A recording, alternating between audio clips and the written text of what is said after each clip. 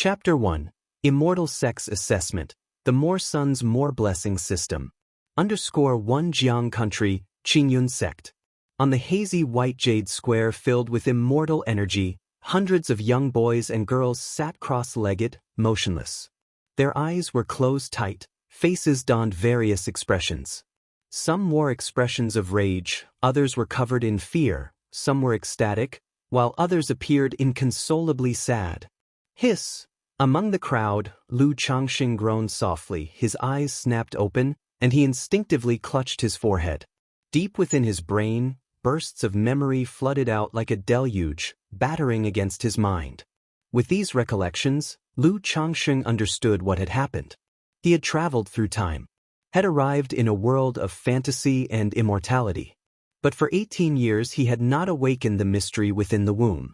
Not until today, during the 4th stage of Qingyun Sect's Immortal Sect Assessment, the Trial of Heart, where he awakened his past lives' memories. Someone has awakened so quickly, their Dao heart is top-notch. Not far off, several examiners from Qingyun Sect were surprised to see Lu Changxing awaken. The Trial of Heart is the 4th stage of the Qingyun Sect's assessment, testing one's Dao heart. It is to say, one's state of mind and will. Lu Changxing, because of the awakening of his past lives' memories, was the first to awaken from it. Lu Changxing, 9th grade spiritual root, 18 years old, such a pity. He only displayed mediocre perseverance in the 2nd stage, yet to have such a Dao heart, strange indeed. With a Dao heart like that, if he had a 7th grade spiritual root, even at 18, he would be considered a decent immortal seedling. A 9th grade spiritual root at that age has limited potential. No matter how resolute the Dao heart, it is of no use.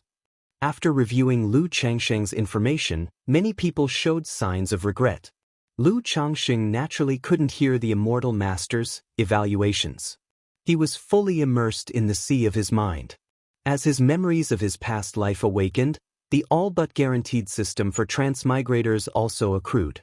The Multiple Blessings System. As the name implies, the more offspring, the greater the blessings. These blessings don't refer to intangible good fortune but real, tangible benefits. According to the system's information, there are currently 2 benefits. Firstly, there are numerous achievement rewards with regards to offspring. As long as achievements are triggered, the system will grant rewards.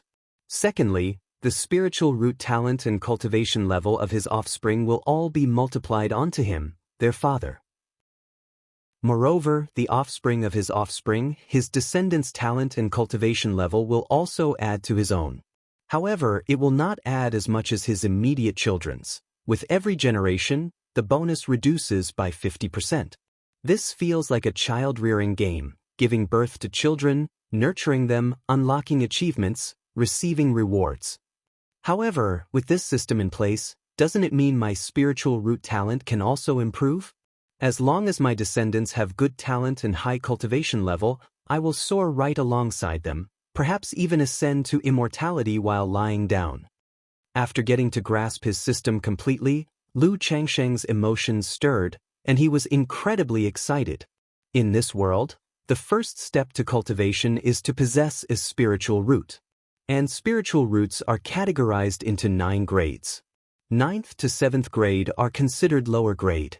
6th to 4th grade are middle grade. 3rd to 1st grade are high grade. Above 1st grade, there are the Earth Spirit Root, Heavenly Spiritual Root, and other rare mutant spiritual roots. In the 1st stage of the assessment, the talent test, Lu Changxing discovered that he had only a 9th grade spiritual root. It was the worst kind of spiritual root. To cultivate immortality was extremely difficult, and his future achievements were limited. But now, with the system, the multiple blessing system, Lu Changxing felt that his path to becoming an immortal was not so bleak. Just by having many children and cultivating them well, with effort building a large family, he could ascend as the patriarch lying down. Dad, don't leave. It's fake, it was just an illusion. Ha! I did it, I became an immortal. No, this is fake, don't try to fool me. At that moment, the boys and girls on the Trial of Heart gradually woke up. As if they had experienced a nightmare, they cried out, interrupting Lu Changsheng's train of thought. Lu Changsheng, when did you wake up? The few people next to him were surprised to see that Lu Changsheng had already awakened. I've just woken up a little while ago too, Lu Changsheng replied, taking in the 3 young men and 2 women before him.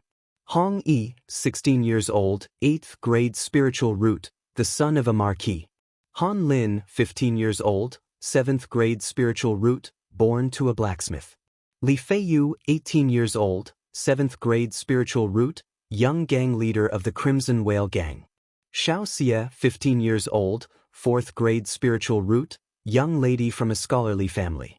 Zhao Qingqing, 16 years old, 6th grade spiritual root, born to a physician. These 5, like him, were all immortal seedlings brought in by the secular branch of the Qingyun sect.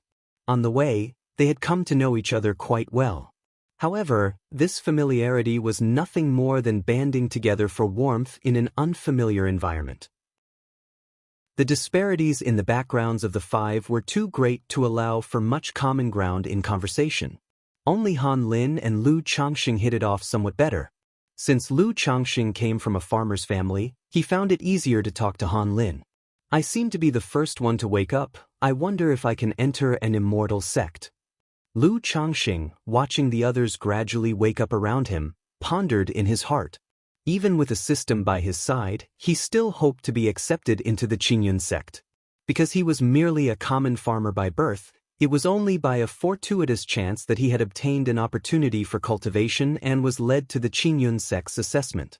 If he couldn't join the Qingyun sect, pursuing cultivation would be extremely difficult.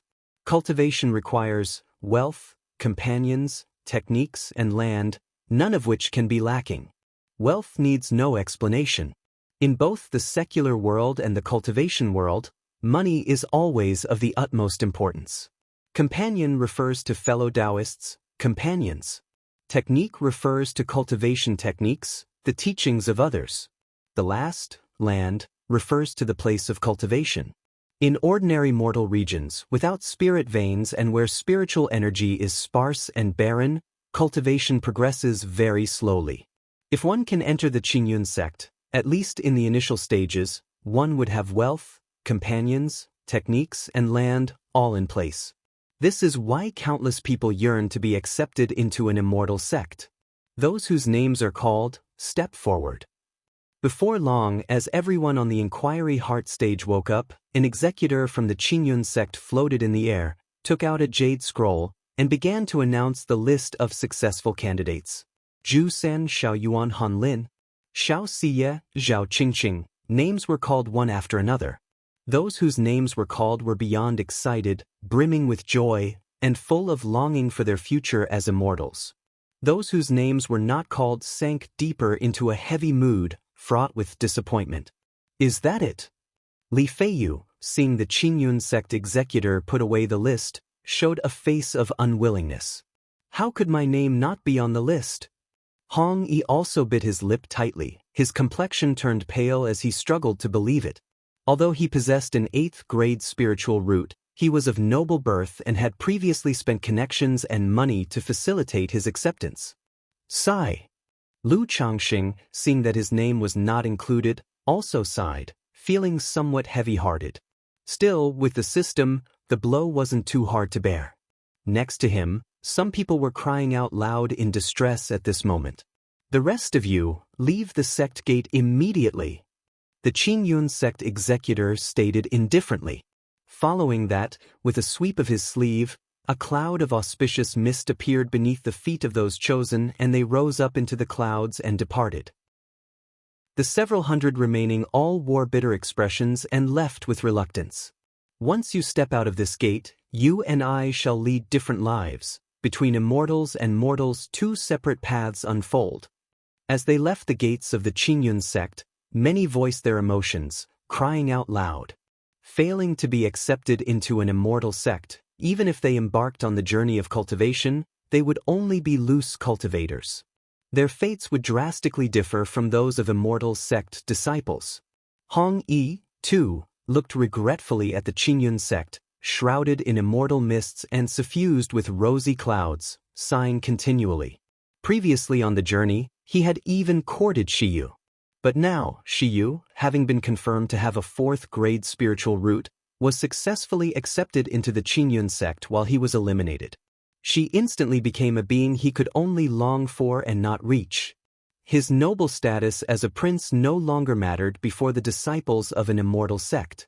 Even Han Lin, whom he had previously looked down upon, and Zhao Qingqing, whom he had thought little of, were now beings he would have to look up to after being admitted into the Qingyun sect. What should I do next? Lu Changxing glanced once more at the mountain gate of the Qingyun sect, took a deep breath, and pondered the path ahead. Although he had the system with him, it was not simple to exploit it. There was an initial accumulation phase. It required constant marrying and fathering children, then raising and nurturing them. The expenditure of time, money, and effort involved was not a small figure. For him, at this moment, it was rather difficult. Even though he had a spiritual root, he was just an ordinary farmer with nothing to his name. If he couldn't join an immortal sect's power, this spiritual root wouldn't be worth much.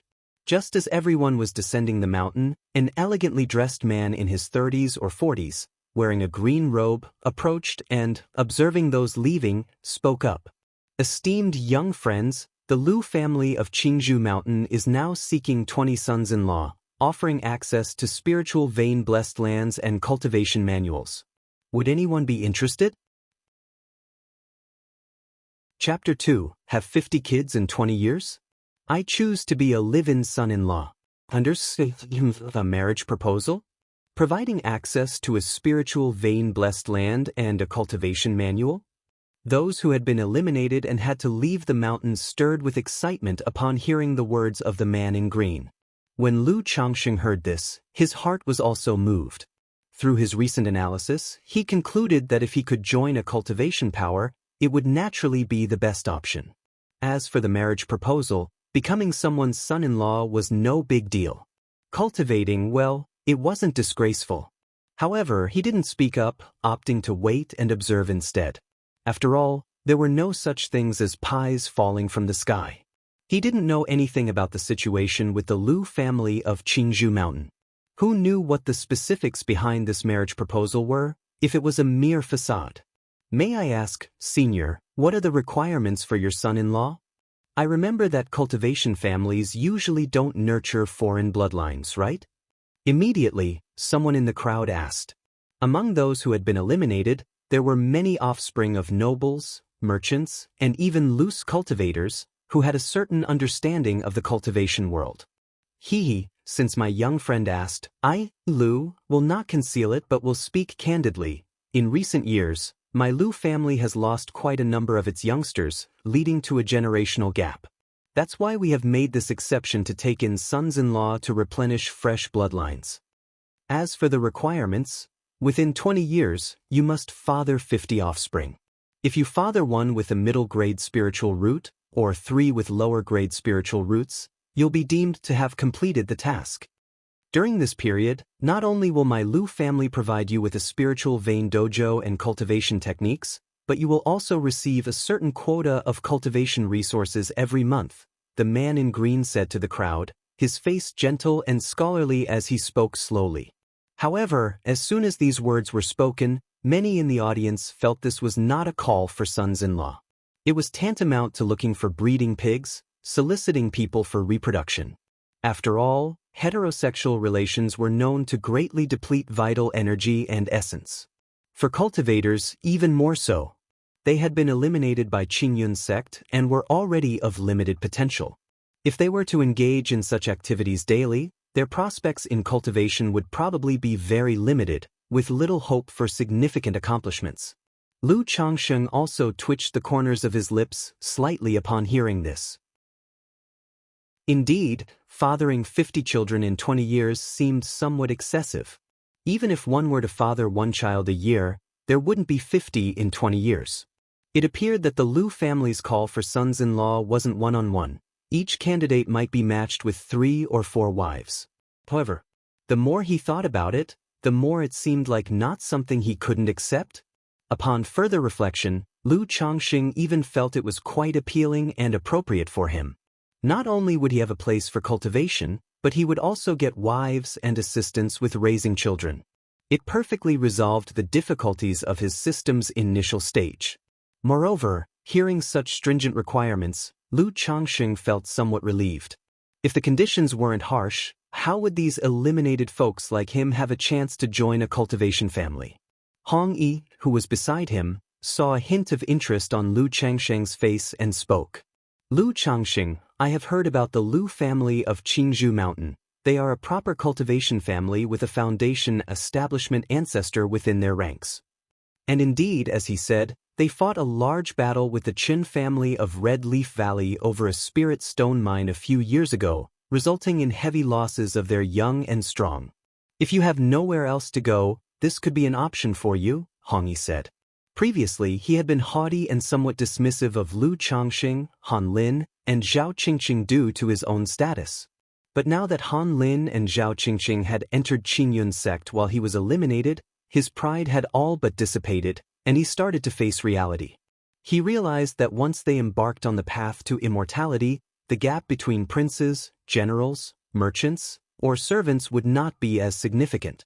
If Lu Changxing were to join a cultivation family, even if his future achievements were modest, he would still be another friend and another connection. Thank you for the reminder, Brother Hong, Lu Changxing said, his remaining anxieties ebbing away after hearing this. He felt becoming a son-in-law of the Lu family was a very sensible choice for the time being. With the system in hand, as long as he could get through the early phase, the sky would be the limit. Right then, Lu Changxing stepped forward to sign up. Brother Lu, let's do this together. At this moment, Li Feiyu, as if making a difficult decision, spoke up. Brother Li, you want to join the Lu family as well?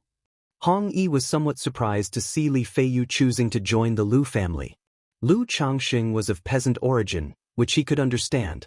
But Li Feiyu came from the Crimson Whale Gang, a sizable faction, and as the vice gang leader, he had decent conditions.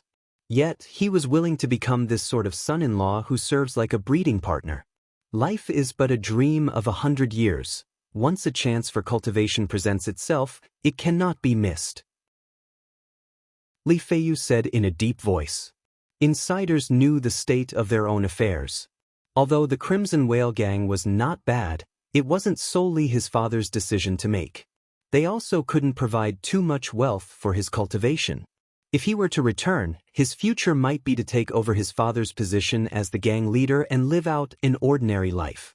But knowing that he had a spiritual root and could cultivate, he was unwilling to go back.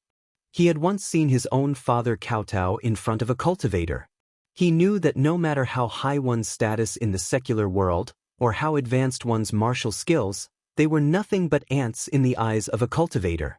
So even if it was difficult, as long as there was a glimmer of opportunity, he would strive to pursue it. At least he would have no regrets in the future. Then I wish Brother Li and Brother Lu an auspicious cultivation journey. If there's anything in the future, feel free to send a letter to Rui Marquis Mansion. Hong Yi also understood the reasoning and didn't try to persuade them further, bowing in farewell. Being of noble birth, he would still have some financial resources at home and could continue with his cultivation, so he needn't become a dependent son-in-law. Suddenly, Lu Changxing and Li Feiyu came before the man in green clothes, indicating their willingness to join the Lu family. Upon hearing that Lu Changxing only possessed a 9th-grade spiritual root, the man in green showed a hint of hesitation. Because the better the spiritual root, the greater the probability and higher the grade that the offspring will possess one. However, seeing that Lu Changxing and Li Feiyu were together, and with Li Feiyu having a 7th-grade spiritual root, he still nodded his head.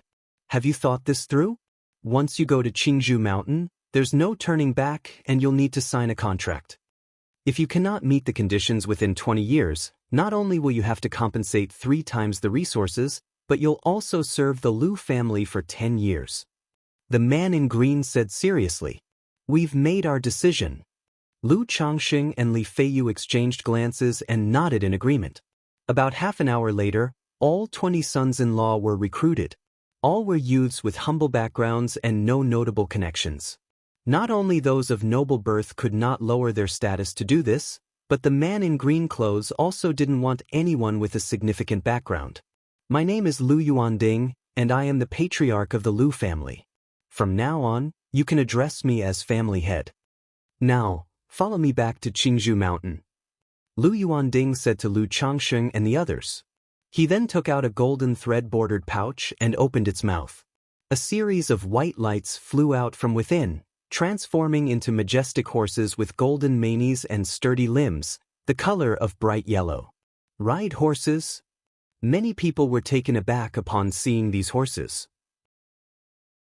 Previously, an executor from Qingyun sect had simply waved his sleeves, and those selected were mounted on auspicious clouds and flew away. And now, following Lu Yuanding, they could only ride horses? Lu Changsheng also felt that now that they were cultivators, riding horses seemed rather low. These are no ordinary horses. They are spiritual horses bred by the Lu family, able to travel 1,000 miles in a day, and you'll manage even if you don't know how to ride. Seeing the crowd's disappointment, Lu Yuanding explained. He had no other choice. The Lu family was but a small clan. Although they possessed a magic flying boat, it wouldn't be used lightly on normal days. Speaking of flying with others, it was even more out of the question. With his 8th level energy refinement cultivation, even flying on his own would strain his spiritual power during long-distance travel, let alone flying with others. With so many people, riding horses was the most convenient and fastest way. And so, Lu Changsheng and the rest mounted the spiritual horses and left with Lu Yuanding. At the foot of Qingyun sect's mountain, 5 cultivators from the Lu family were waiting, accompanying them to prevent unexpected events on the road. Chapter 3, Ambushed Midway, The Perilous Cultivation World. One night had fallen. Lu Yuanding led a group of people to rest outside in the wilderness. And one had to admit, these spiritual steeds were indeed incomparable to ordinary horses. Lu Changsheng didn't know how to ride, but even after a day of travel he didn't feel very tired. May I ask the Lu family head, how long will it take to reach Qingzhou Mountain? At this moment, a young man inquired. These spiritual steeds can cover 1,000 miles a day. At this pace, it will take just over half a month to reach Qingzhou Mountain, Lu Yuanding answered. 1,000 miles a day? Just over half a month? Hearing these words, everyone exchanged glances with rather unpleasant expressions on their faces. Lu Changsheng was also left somewhat speechless. It was incredibly far indeed. Lu Yuanding seemed oblivious to the grim looks on everyone's faces. He took out a porcelain bottle and said, "Half a month will pass by quickly. These are fasting pills. After eating one, you will not feel hunger for a month. Come, one for each person." Saying this, he distributed a fasting pill to each person. Lu Changsheng looked at the soybean-sized brown elixir in his hand a few times and, without thinking too much, swallowed it directly. Now that he was on board, he'd have to eat the elixir even if it were poisoned. Moreover, there was no need for the Lu family to harm them. After consuming the fasting pills, during the rest period, several young men began to sit cross-legged to cultivate, clearly already possessing cultivation techniques. Li Feiyu, on the other hand, went to one side to practice martial arts alone. Through earlier conversations, Lu Changsheng learned that Li Feiyu, the young deputy leader of the Crimson Whale Gang, was highly skilled in martial arts. Being just 18 years old, he was already considered a top-tier expert in the martial world. After resting for about 3 or 4 hours, the group continued on their way. And so it went. In the monotonous grind of traveling, half a month passed by. Brace yourselves, we're about to arrive at Qingzhou Mountain. Lu Yuanding, riding a spiritual steed on the official road, called out to the listless youths behind him. After half a month of monotonous travel, everyone had become numb, their bodies and minds exhausted. Lu Changsheng appeared listless as well. In his past life, simply sitting in a car for a day left him feeling uncomfortable, let alone traveling by horse for half a month. Hearing Lu Yuanding's words that they were soon arriving at Qingzhou Mountain, everyone's spirits were visibly lifted. The days of hardship were finally coming to an end. The 5 accompanying cultivators from the Lu family also breathed a sigh of relief. Their mission for venturing out was a family task to ensure the safe homecoming of the immortal seedlings. However, just at that moment, suddenly, whoosh whoosh whoosh, Several dozen crystalline, sharp ice cones erupted from the ground nearby, shooting towards Lu Changxing and the others with fierce momentum. No good were under attack. Upon seeing this, Lu Yuanding's expression changed drastically, and he shouted in anger. At the same time, he stretched out his hand, fingers spread wide, casting out balls of fire radiating intense heat to intercept the ice cones. Protect the immortal seedlings. The other 5 Lu family cultivators also used their abilities, creating earthen walls and water barriers to shield Lu Changxing and the rest of the immortal seedlings. However, faced with so many ice cones, 3 immortal seedlings were still pierced through their chests and fell from their spiritual steeds with a thump, lifeless. So this is the cultivation world. Lu Changxing looked at the horrifying scene, couldn't help swallowing, and his complexion turned slightly pale. He might have been a person from another world, but neither in his previous life nor in this one had he ever witnessed such slaughter. This was his first time. At this moment, he gained a clear understanding of the cruelty of the cultivation world. Lu Yuanding, did you think you could take these immortal seedlings back without asking my Qin family? From within the earth, one cultivator after another burst forth. The leader was a tall middle-aged man dressed in a crimson robe. Qin Shuixing, you dare to run rampant within the boundary of Qingzhou Mountain. Seeing the man in the red robe, Lu Yuanding shouted coldly. He naturally recognized the other party. It was their nemesis, the Qin family patriarch of the Red Leaf Valley, from the Lu family of Qingzhou Mountain. But he had not expected the latter to dare to launch a sneak attack right at their doorstep. However, it was indeed the best time for the opposition to set an ambush. Everyone was not only exhausted but also had their guard down. While speaking, he quickly burned a yellow talisman in his hand. It was a transmission talisman, requesting aid from the family. Quick battle, quick decision kill. Qin Shuixing let out a cold laugh, his lips moving slightly as he clapped his hands forward, bringing forth biting coldness and conjuring sharp ice spikes that flew towards Lu Yuanding. And the 10 cultivators behind him also took action, attacking the immortal seedlings including Lu Changxing. Their target was not to kill the members of the Lu family, but the immortal seedlings. Boom, boom, boom. The two sides began to clash. The Chen family had the advantage in numbers and therefore had the upper hand. Coupled with the Lu family's need to protect the immortal seedlings, they were at a disadvantage and immediately fell behind. Just then, a cyan wind blade shot forth, breaking through the Lu family's defenses and slicing one of the immortal seedlings next to Lu Changxing in half. Blood splattered and sprayed onto Lu Changxing, causing his mind to go blank. Be careful! Another wind blade broke through the defenses and shot towards Lu Changxing. But Li Feiyu, quick-eyed and agile, leapt up and tackled Lu Changxing to the ground, dodging the attack. Thank you, Brother Li.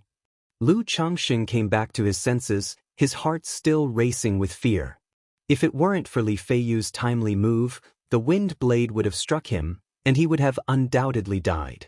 As a transmigrator with a system, it would have been truly frustrating to die in such a manner.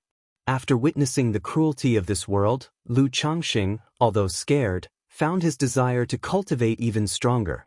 In this world where the law of the jungle prevails, without strength, you're nothing but an ant, your life as fragile as a blade of grass. Woo-woo, cultivation is too dangerous, I want to go home.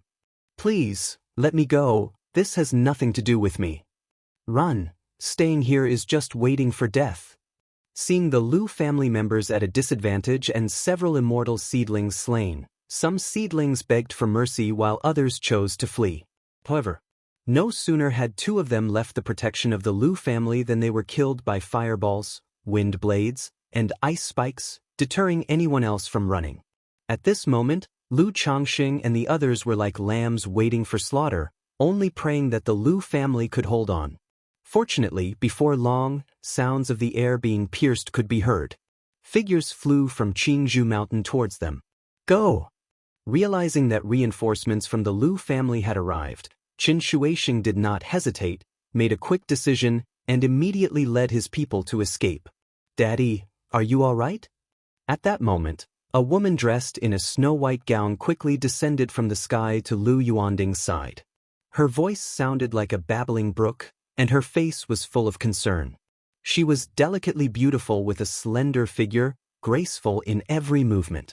Her white gown fluttered, revealing a small stretch of round, jade-like snow-white legs, resembling a goddess descending to the mortal realm, causing the immortal seedlings, who had just narrowly escaped death's door, to be lost in trance. Lu Changxing was no exception. Having experienced the onslaught of beauties in the age of the internet in his previous life, he thought he would not be surprised. But upon seeing the woman in white, he was taken aback by her beauty. Her forehead was like a painting, her eyes deep as autumn waters, her nose high and proud, lips red as rosy dawn, with skin white as jade perfectly embodying dazzling eyes and ivory skin. What moved people most was the temperament of the woman. Ethereal and elegant, like an immortal, she was reminiscent of a snow lotus from the heavenly mountains, standing unworldly and independent. If it weren't for the concern on her face, she would seem an ethereal fairy untouched by the mortal realm. If I were to marry into the Lu family and have children with such a woman, I wouldn't mind having 50, no, 100 children, Lu Changxing thought to himself. But he knew it was impossible. As the daughter of the family head, how could she possibly marry a breeding son-in-law like them? It was a dream that could only be realized in his sleep. Miaoga, father's fine, just drained of spiritual power, said Lu Yuanding, waving his hand to his daughter. Lu Miaoga. The young men engraved the name of this extraordinary and ethereal woman in their hearts. Lu Changxing also remembered the name. The other arriving members of the Lu family also descended, relieved to find Lu Yuanding and the others mostly unharmed, with only 8 immortal seedlings dead. They didn't take it too heavily to heart. The death of 8 immortal seedlings was regrettable but not something to grieve overly about. After all, the Lu family had not yet invested much in these seedlings. Soon after, the group safely made it to Qingzhou Mountain. Chapter 4, 3 Wives. _1 Qingzhou Mountain is not a single mountain, but a range filled with crystal-clear, translucent green bamboo. Upon entering the mountain, Lu Changxing could clearly feel that the air was much fresher and more humid. There were streams in the mountain valleys and colorful birds chirping, with terraced fields on some slopes cultivating grains and vegetables, much like a utopian paradise. The Lu family had built a number of villages and manors throughout these mountains. Lu Changxing and the group of immortal seedlings were settled in Qingzhou Villa, located in the outer periphery. Beneath Qingzhou Villa lies a first-grade spirit vein. From now on, you will live here and focus on your cultivation. Rest assured that as long as you fulfill the previously agreed-upon conditions, you're free to leave the Lu family or stay in the future. Uncle Fu, settle them in. After giving some brief instructions, Lu Yuanding left. I am in charge of Qingzhou Villa, you can call me Uncle Fu. Come with me now, he said. Uncle Fu was an old man with gray hair and a slightly stooped body. After introducing himself, he led everyone to go through the formalities, and also introduced them to various aspects of Qingzhou Villa. Qingzhou Villa was vast, home not only to them but also to the Lu family's own immortal seedlings who were cultivating there. However, they were mostly collateral family members with average talent. If anyone had exceptional talent, they would usually reside in the core area of Qingzhou Mountain, where the concentration of spiritual energy was much thicker due to a second-grade spirit vein. Along the way, the group saw many Lu family disciples. These people also looked at Lu Changxing and the others curiously, as if watching monkeys, with a hint of disdain and arrogance in their eyes. Regarding this, Lu Changxing was quite calm. To put it nicely, they were sons-in-law who had married into the family from different ethnic groups. To put it unpleasantly, they were here to breed. However, through observation, he could tell that the Lu family's disciples, both male and female, were quite good-looking. This made him somewhat relieved about the subsequent breeding part. After all, who didn't hope for a good-looking partner when coming to be a son-in-law and have kids? Lu Changxing admitted he was quite superficial. An hour later, under Uncle Fu's arrangements, Lu Changxing and the others signed the marital contracts, processed their identity plaques, received cultivation techniques, and were allocated living quarters. The living space was a separate courtyard covering nearly 200 square meters, replete with pavilions, terraces, and towers. It was fully equipped. Lu Changsheng sat on the large bed in his room and took out the cultivation technique. Return to origin technique. Upon opening the technique manual, an image of a man in a gray robe appeared, demonstrating poses and began explaining in detail how to cultivate. Worthy of being a cultivation method, it even has video functionality. Lu Changsheng couldn't help but admire the manual in his hands for a few moments. He couldn't figure out how the book projected the image and produced sound but found it quite magical. Following the guidance of the figure in the manual, he began to try cultivating. After attempting for a long time, Lu Changsheng finally entered the right state. His mental spirit became lucid, sensing the wisps and strands of colorful spiritual energy around him. Knowing he had completed the first step, sensing the spiritual energy, he then tried to draw the energy into his body.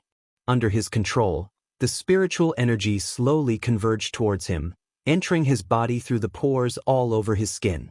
This process was very slow, and once the spiritual energy entered the body, it had to circulate a full cycle before a strand of it could remain in the Dantian Qi Si. While the spiritual energy circulated, it also nourished the bodice flesh, veins, and bones, slowly expelling impurities from the body and thus performing a marrow cleansing. The night passed. So, this is what having a 9th grade spiritual root is like. At this rate, breaking through to the first level of Qi refinement will take ages. Looking at the faint trace of cool aura in his Dantian Qi Si, Lu Changsheng gave a wry smile. And this was while cultivating in a place with a spirit vein. Without a spirit vein, the process would have been even slower. At that moment, Lu Changsheng gained a profound understanding of the difficulties of cultivation. Sigh. Looks like I have to rely on the system. Lu Changsheng exhaled deeply.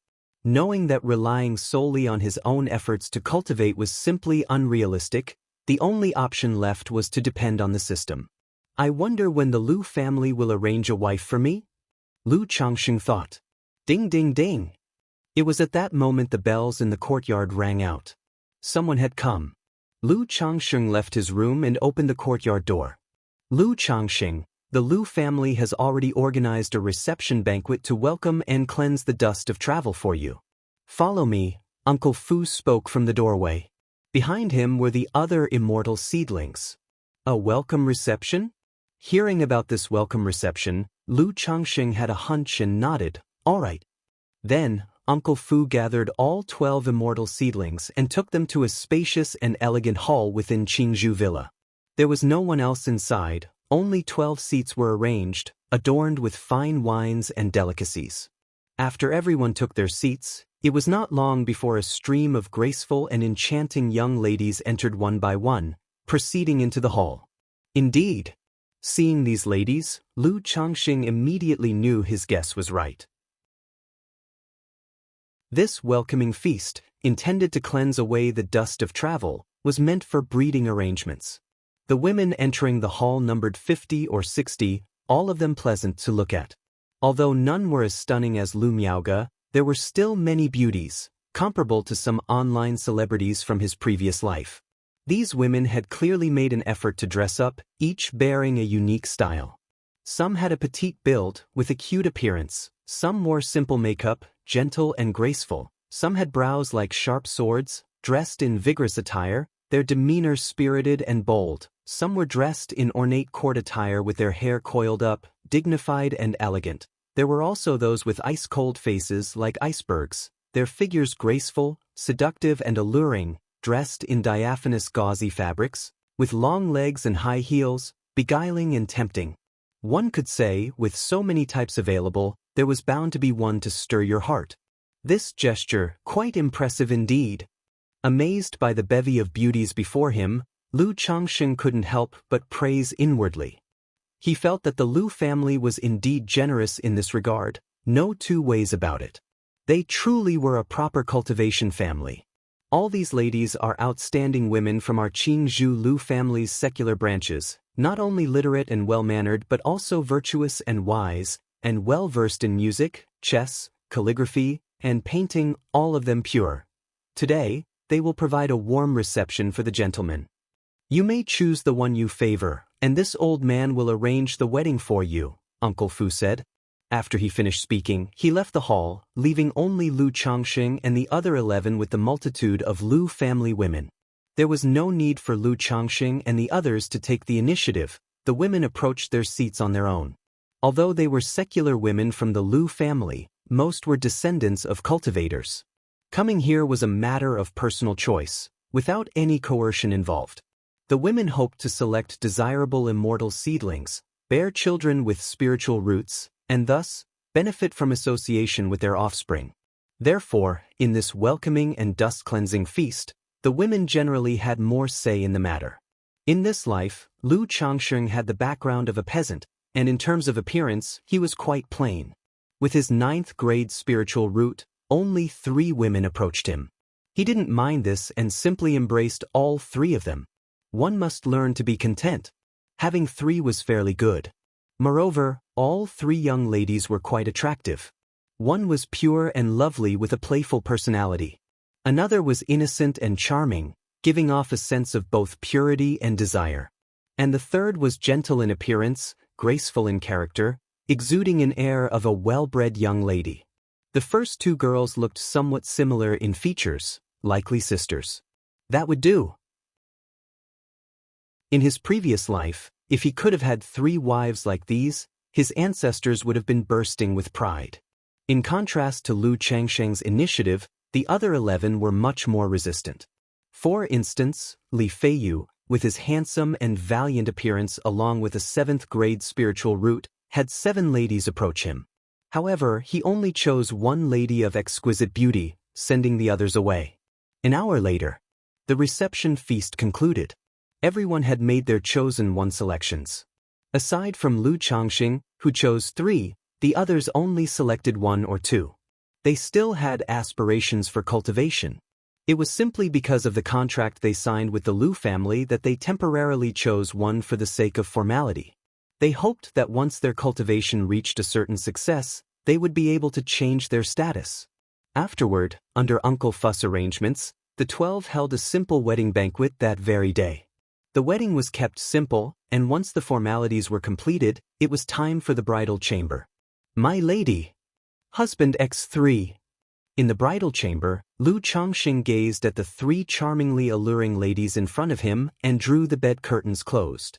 This year, Lu Changxing was 18 and had taken 3 wives. The gentle and well-bred one was named Lu Lanshu. The pure yet charming one was named Lu Zier. The pure and lovely one was named Lu Qing'e. They were sisters. Chapter 5. Becoming a Dad. _1/2 a month later. Lu Changxing, you've done well. Not only have you married 3 women from our Lu family, but within half a month, you've also gotten Lan Shu pregnant.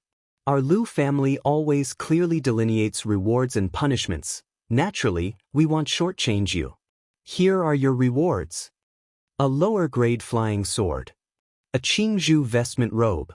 A bottle of yellow dragon elixir. 100 caddies of spirit rice. Within a grand hall of Qingzhu Villa, Lu Yuanding said to Lu Changxing. It had already been half a month since Lu Changxing's wedding day. Knowing his own cultivation had limited effects, Lu Changxing didn't cultivate much in the past half-month, focusing all his energy on creating offspring. His efforts were not in vain. Among his 3 wives, Lu Lanshu was found to be pregnant. Upon hearing this news, Lu Changxing was extremely happy and excited inside. Whether in his past life or this one, this was the first time he was going to be a father. Even if the birth of this child was mixed with many utilitarian motives, the joy was heartfelt. The moment he knew he was to be a father, he had already thought of the child's name. If it was a boy, he would be called Pingon. If a girl, she would be called Sheila. He wished for his child to live in peace and joy.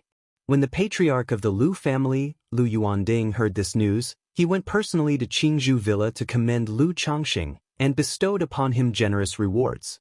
A lower-grade magical instrument was worth 50 spirit stones. A vestment robe was worth 30 spirit stones. 100 caddies of spirit rice were worth 10 spirit stones. A bottle of yellow dragon elixir was worth 10 spirit stones. That is to say, the rewards given to Lu Changxing were equivalent to 100 spirit stones worth of resources. Other immortal seedlings, upon hearing these rewards, turned red with envy. They looked at Lu Changxing with eyes full of envy, jealousy, and resentment.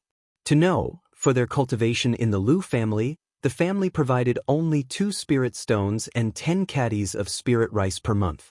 Now, the rewards given to Lu Changxing were almost the equivalent of 3 years' worth of their resources.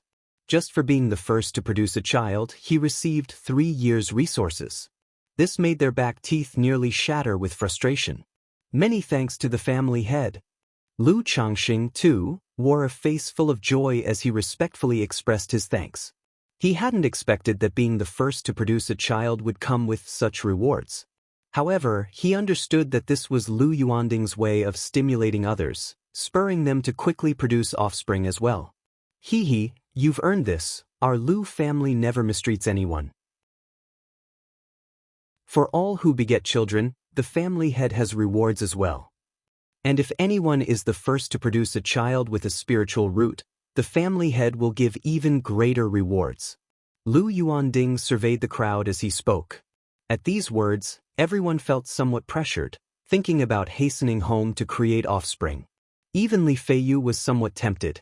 However, subsequently, when others bore children, the reward was only a bottle of yellow dragon elixir and 10 caddies of spirit rice, which couldn't compare to Lu Changsheng's initial reward at all. Another month passed, and Lu Changsheng's wife, Lu Qingya, also became pregnant. For the second pregnancy, the family did not give any additional rewards.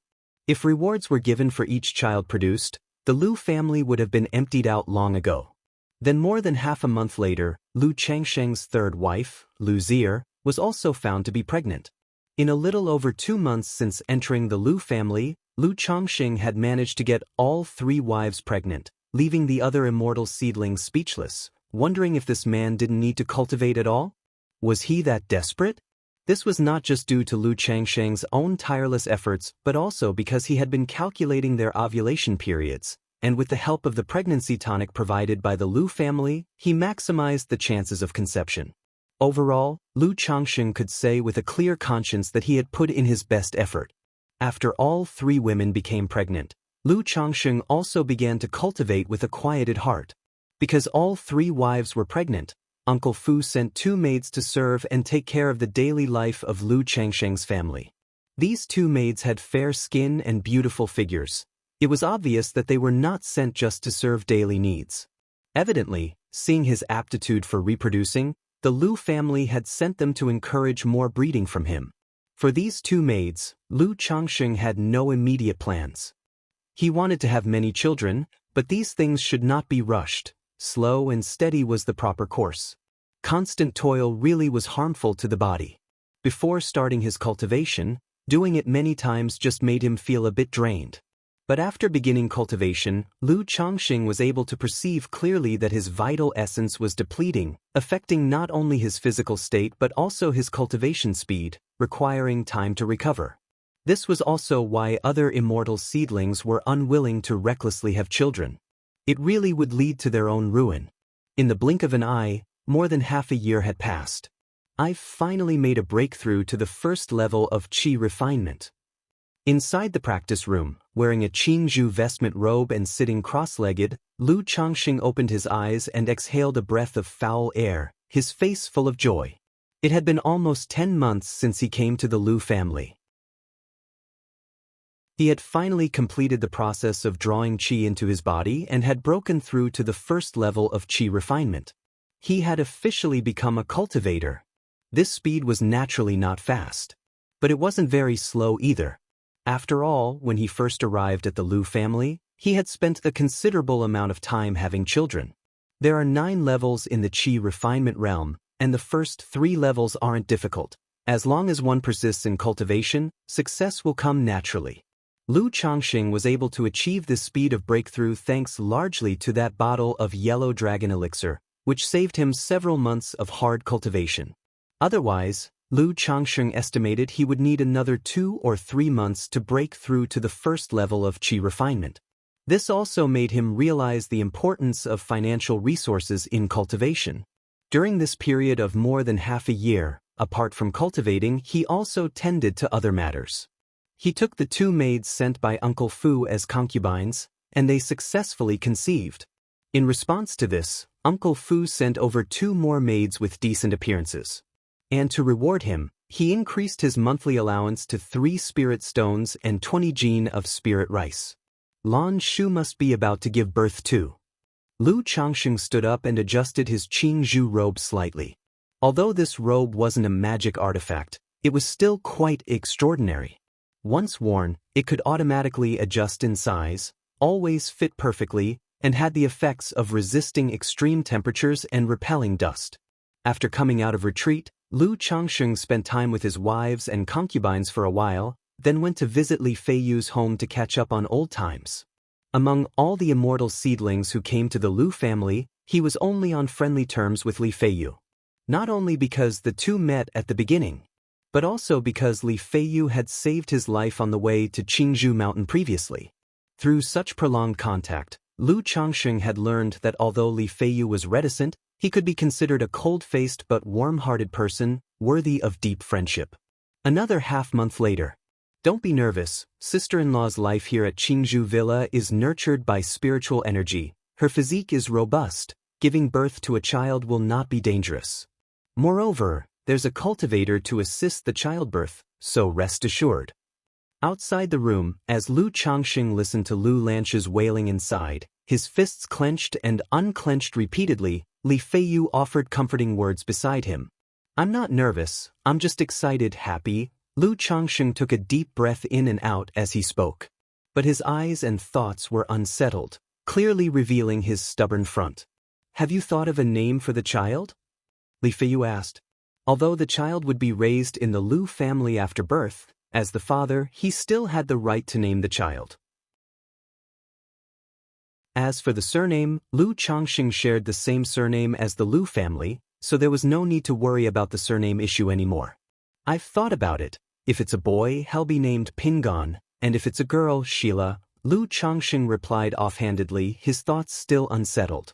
Soon after, a clear and loud cry of a baby emerged from the room, startling Lu Changsheng. And just at that moment, a system notification sound abruptly resounded in Lu Changsheng's mind. Congratulations to the host on the birth of your first offspring, you've earned 1 lottery draw chance. A lottery? Lu Changsheng, hearing this system notification, was momentarily stunned. He quickly realized that this was the offspring achievement reward from the system. He did not have access to view this achievement, he could only explore it himself. Without looking at the system lottery, Lu Changsheng watched the delivery room with concern. After a short while, the door opened. A woman, carrying a bundled-up, rosy, and wrinkled infant, stepped out of the room. Congratulations, sir, it's a young master. Lu Changsheng reached out to hold the baby, looking at his wrinkled, ruddy face and big bright eyes, his face revealing a smile that came from the depths of his heart. From today onwards, your name will be Lu Pingon. My son. Chapter 6. The 100 Arts of Cultivation, Talisman Making. Shu, you've worked hard. Lu Changsheng, holding the baby, entered the room and saw Lu Lanshu lying on the bed. He sat beside her and gently took her hand. Although the 2 of them were bound by a marriage of convenience, with no foundation of feelings, it is said that love grows over time. Having spent so much time together, especially now that the child had been born, naturally, some feelings had developed. Husband. Lu Lanshu's pale face showed a touch of a smile as she weakly called out. Don't move, just rest well. Lu Changsheng's voice was soft. Holding the child and looking at his wife, at that moment he felt a sense of happiness in his heart. He thought it would be quite nice to continue like this forever. But he remembered the assassination by the Chen family while on the way to Qingzhu Mountain. The cruel law of the survival of the fittest in this world. Lu Changsheng knew that happiness also needed the protection of strength. Without even looking far, without strength, once he left the Lu family, Even his child would not be his. And more importantly, having the fortune to traverse to such a world, with the destiny of cultivation and a system beside him, he wasn't content with a mediocre and ordinary life. Seeing the weak appearance of Lu Lanshu and knowing she needed rest, Lu Changxing did not talk much. He told her to rest well and handed the baby over to a woman standing by. It wasn't because the baby had to be given to the Lu family right after birth, but because he didn't know how to take care of an infant, so he let the woman look after it. As for the child's spiritual root, it would not manifest until they were 5 or 6 years old, so it could not be tested now. After leaving the birthing room, Lu Changxing returned to his own room and silently called out, "System, I want to draw a lottery." Immediately, a pale red virtual lottery wheel appeared before his eyes. It was divided into 7 areas: cultivation technique, skills, pet beasts, elixir medicines, magical treasures, and others. It's quite comprehensive. Lu Changxing looked at the items available for the draw, his face showing delight. The only caveat was that the lottery will look a bit like the roulette from the money-grabbing games of the Penguin Corporation from his previous life. It made him feel unreliable, somewhat panicky. Can good things really come out of this? And besides, the lottery in his previous life depended on spending money, but this life's lottery depended on spending vitality? It felt rather strange to him. Forget it, consider this lottery as the system's gift money. Lu Changxing didn't overthink and silently said, "Start the lottery." At once, a golden light began to spin on the pale red wheel. After 5 seconds, the wheel slowed down, and under Lu Changxing's hopeful gaze, the golden light stopped on skills. Ding! Congratulations to the host for obtaining a second-rank talisman-making skill. The reward has been issued to the system space, and the host can check it at any time. A talisman-shaped light cluster emerged from the big wheel, accompanied by the sound of the system's voice. With a slight movement of his mind, Lu Changxing saw a talisman-shaped light cluster in the system space, with information appearing on it. Second-rank talisman-making skill. Upon use, you can directly comprehend second-rank full-level talisman-making skill and the corresponding complete collection of talismans. Directly obtained second-rank full-level talisman-making skill? System, I apologize, I admit I was a bit narrow-minded at the start, carrying some bias. When Lu Changxing saw the information, his expression was full of surprise. He hadn't expected to get something this good on his first try at the lottery. Having been in the Lu family for a while now, he hadn't just focused on having a child and practicing cultivation. He had also enriched himself by learning many things about the cultivation world. He knew how precious the second-rank talisman-making skill was and its value. Just like in the secular world, cultivators also had many professions and skills. For example, alchemy, artifact refining, talisman making, formation, beast taming, gardening, medicinal cooking, spirit identification, mining, and so on. In his previous life, there was a saying that if you have a skill, you will not starve wherever you go. It applies just the same for cultivators. Moreover, not only will you not starve, but you will also be in high demand, esteemed wherever you go.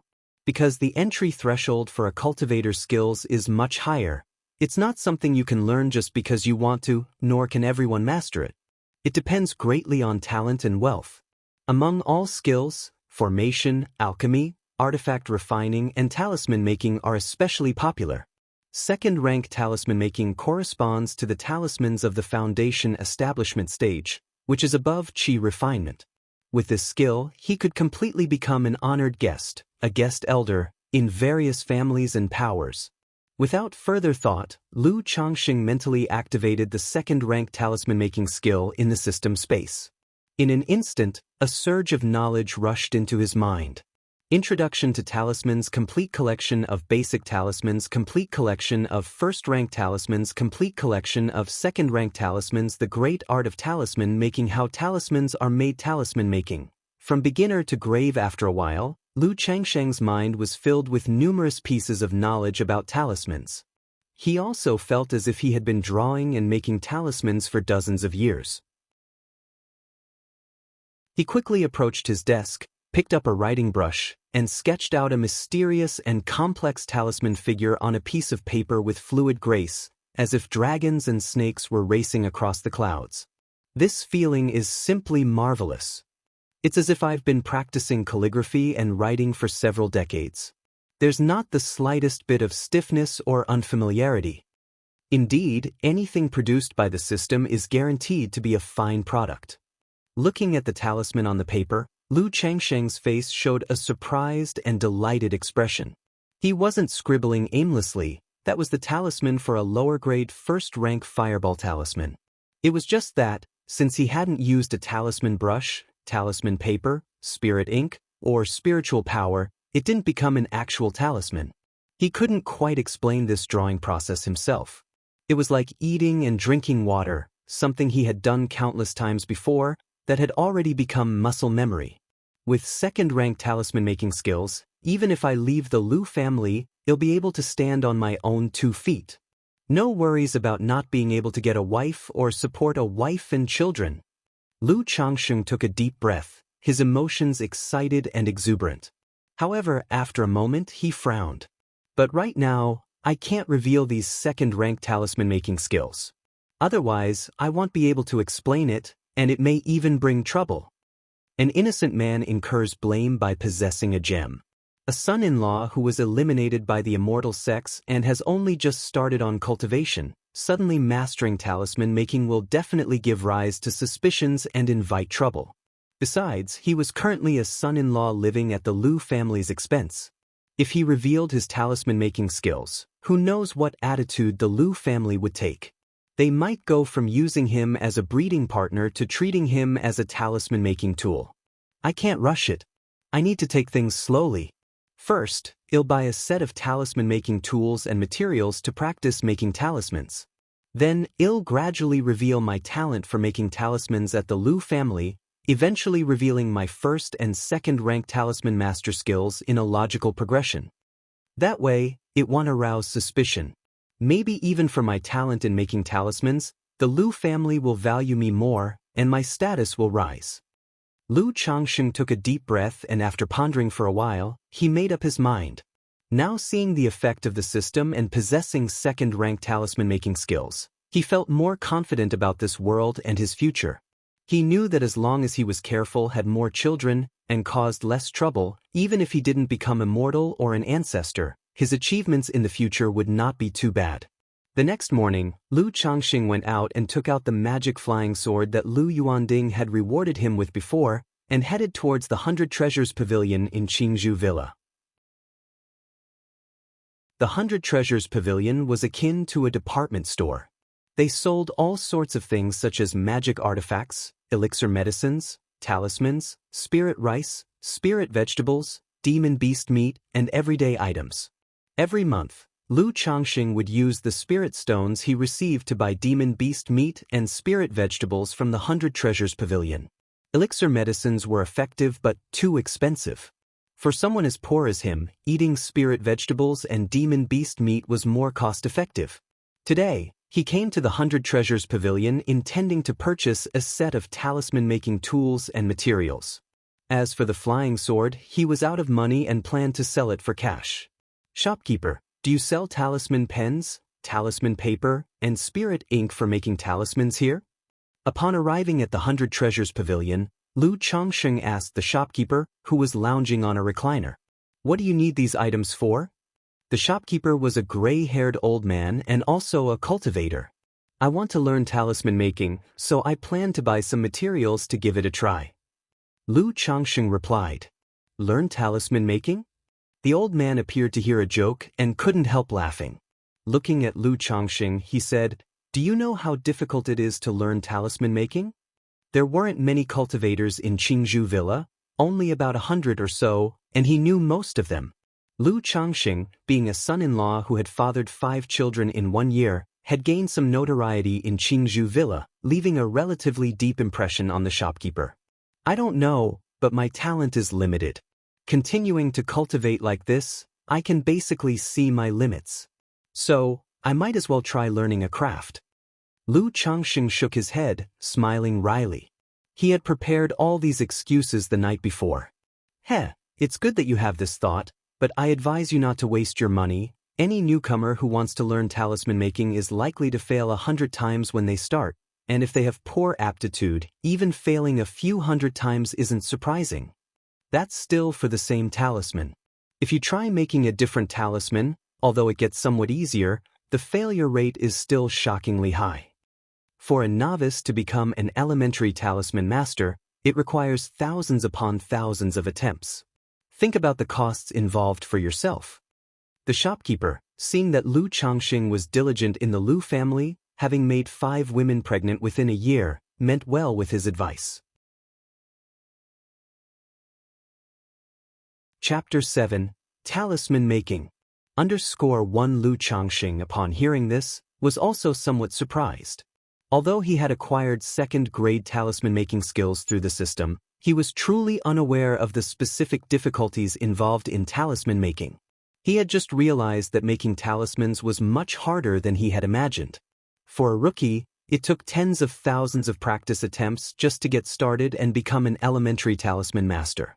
This elementary talisman master refers to a first-grade talisman master of inferior quality. First-grade talisman masters are categorized based on the talismans they can draw into first-grade talisman masters of inferior quality, middle grade, superior grade, and a top-level talisman master. Second-grade talisman masters are also classified the same way. Lu Changxing, having obtained second-grade talisman-making skills, was at full mastery of the second grade. That is, a top-level second-grade talisman master. For a newbie to elevate their talisman-making skills to the second grade, the time, effort, and money spent are simply immeasurable. Even dedicating a lifetime of effort might not be enough to achieve it. At this moment, Lu Changxing felt that his second-grade talisman-making skill was far more precious than he had imagined. "Shopkeeper, I still want to give it a try," Lu Changxing said with a determined look on his face. No matter how difficult it was, what did it have to do with him? The harder it was to become a talisman master, the more valuable this skill would be. "All right, since you insist on buying, how could I refuse to sell to you?" Seeing that Lu Changxing was persistent, the shopkeeper did not try to persuade him further. To give advice was already a kind gesture from him. You know, young people, they won't stop until they hit the south wall. A regular wolf hair talisman brush, 20 spirit stones each, can be used approximately 200 times. First-grade regular talisman paper, 1 spirit stone for a pack of 10 sheets. First-grade regular spiritual ink, 1 spirit stone per box, can be used about 50 times. The shopkeeper quoted the prices. Upon hearing this, Lu Changxing nodded and took out his flying sword, saying, "Shopkeeper, would you please appraise this flying sword for me? Is this the one the family had rewarded you with?" The shopkeeper was somewhat surprised, having not expected that Lu Changxing would sell his flying sword just to make talismans. But then again, as a man who had married into the family, where else would he get the money if not by selling the flying sword? Indeed, Lu Changxing nodded. "For this flying sword, I want short-change you, 50 spirit stones." The shopkeeper stretched out a hand. "Deal." "Then, please give me a wolf hair talisman brush, 10 packs of talisman paper, and 2 boxes of spiritual ink," Lu Changxing said, nodding and placing the flying sword on the counter. The shopkeeper indeed did not underquote him. If sold elsewhere, the flying sword would fetch just a few more spirit stones. Considering that Lu Lanshu had given birth and Lu Zier and Lu Qing'er were also about to give birth, Lu Changxing added, "Please also give me 1 gene each of ginseng, licorice, angelica, Solomon's seal, and goji berries." These were medicinal herbs grown by the Lu family themselves, categorized as spirit plants, with the effect of nourishing the primordial spirit and replenishing energy. "All right, that comes to a total of 37 spirit stones. I'll give you 13 spirit stones as change," the shopkeeper said as he put away the flying sword, took out the items Lu Changxing had requested, and gave him 13 spirit stones. "Thank you, shopkeeper." Lu Changxing expressed his gratitude and left with his purchases. Inside the study, Lu Changxing neatly arranged his entire set of talisman brushes, talisman paper, and spiritual ink on the desk. Beside them, there were also copies of Introduction to Talismans and Complete Collection of Basic Talismans. The skill information given by the system included many kinds of talismans. But to put on an act, it must be thorough. It couldn't be that he became a talisman master without ever looking at a book, right? That would be a bit unreasonable. So, for the sake of caution, Lu Changxing decided to put on an act and made a trip to the Lu family's library, spending 1 spirit stone to borrow 2 books about talismans. The materials for making 100 talismans cost about 22 spirit stones. A first-grade inferior quality basic talisman can be sold for 1 to 2 spirit stones. If all are made into talismans, the lowest profit would be 5-fold, and at most, it could be 10-fold. If all can be made into first-grade middle-grade talismans, then the profit could go up to over 20-fold. TSK, such high profit indeed. My talisman making belongs to full mastery at 2nd grade, so to draw all these materials into first-grade middle-grade talismans will be a piece of cake. Lu Changxing skillfully ground and mixed the spirit ink, calculating in his mind. Different grades of talismans required different materials. The wolf hair talisman brush he had bought was the most common type, suitable for beginners to use, and could only be used to draw basic talismans and lower and middle-grade first-grade talismans. It wasn't entirely true that it couldn't be used to draw upper-grade and supreme first-grade talismans. It just greatly affected the success rate of the talisman, and the brush was prone to wear and tear, leading to its disposal. Generally, a talisman master who could draw middle, upper, and supreme first-grade talismans wouldn't care about this amount of money. They would always try to buy the best materials and tools to increase their success rate in making talismans. Similarly, the talisman paper and spirit ink were also divided into ordinary, advanced level, and supreme, 3 grades. The ordinary kind was at most used for drawing middle-grade first-grade talismans. The advanced level was suitable for drawing middle and upper-grade first-grade talismans. The supreme kind was suitable for drawing upper-grade and supreme first-grade talismans. After grinding and mixing the ink, Lu Changxing laid out the talisman paper, took the talisman brush in hand, took 2 deep breaths to calm his mental spirit, and began to try making talismans. If he were a beginner, he would also have to bathe and change into new clothes and perform rituals like adjusting his body, mind, and breath, among others. But Lu Changxing was experienced, and these practices were already second nature to him, so naturally he did not need them. He dipped the talisman brush into the ink. Afterward, spiritual power surged from inside his body to his palm, through to the talisman brush in his hand, and then to the tip of the brush, making the tip soaked in spirit ink emit a faint luminescence. As the tip touched the blank talisman paper, he began to move it swiftly and boldly, splashing the ink with great fluency. The whole process was smooth and uninterrupted, without a moment's delay. Lu Changxing lifted his hand. One could see a layer of light emerge on the talisman paper on the table, emanating faint fluctuations of spiritual energy, which quickly solidified the spirit ink.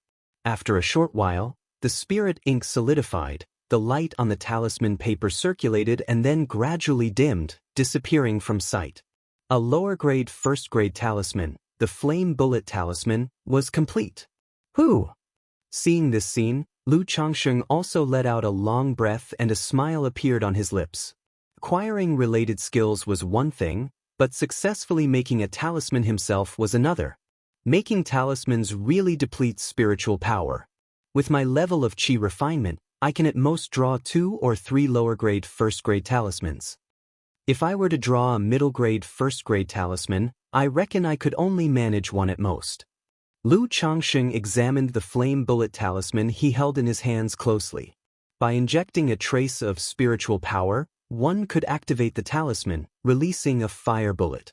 As for its power, it was about the same as the flame bullet technique of the 3rd level energy refinement.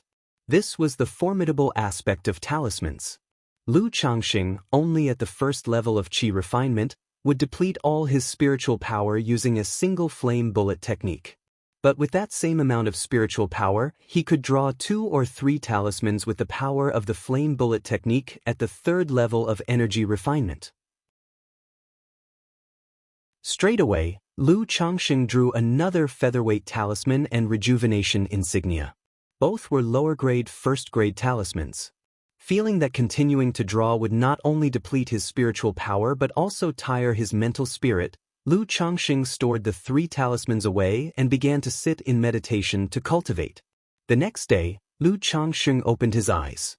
After sitting in meditation all night, his spiritual power and energy had fully recovered. Perhaps the act of drawing talismans the previous day had consumed his spiritual power and mental spirit to some extent, making the cultivation last night more effective than usual. Talisman making depletes spiritual power and spirit, yet it seems to slightly assist cultivation? Lu Changxing was somewhat surprised. But he didn't pay too much attention to this slight effect.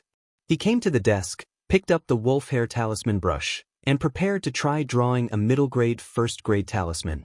Without hesitation, he dipped the brush in ink and began to draw. The touch of the brush emitted a faint spiritual light, wildly scribbling on the talisman paper, flowing smoothly and successfully, without any mishap. However, the moment he finished the stroke, sweat appeared on Lu Changxing's forehead, his face turned pale, and he looked completely drained, slumping back into the chair behind him. After a long while, Lu Changxing let out a long breath, sat up, and picked up the talisman from the table. A middle-grade first-grade talisman, the golden light insignia. Once activated, it released a layer of golden light to protect oneself, capable of withstanding a strike from the 6th level of energy refinement. Right now, a middle-grade first-grade talisman is still a bit strenuous for me, Lu Changxing thought, as he stored and hid the talisman away.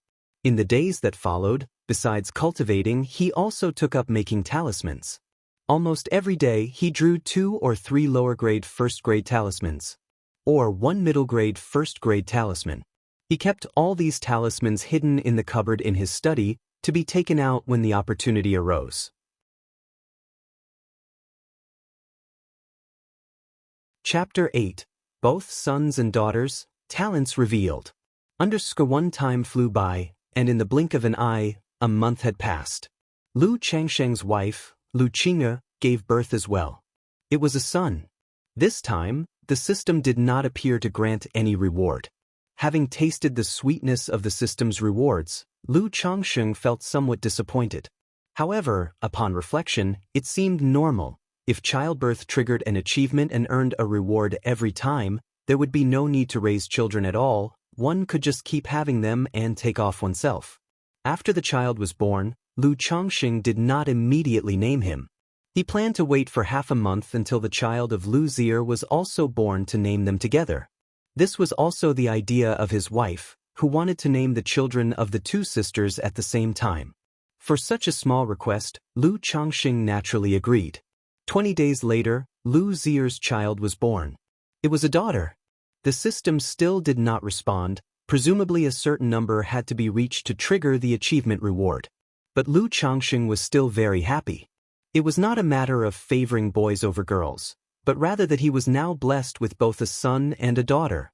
For these 2 children, Lu Changxing and his wife discussed and decided to name the boy Lu Wuyu and the girl Lu Wuyo. The meaning was the same as the previously thought of Pingon and Sheila.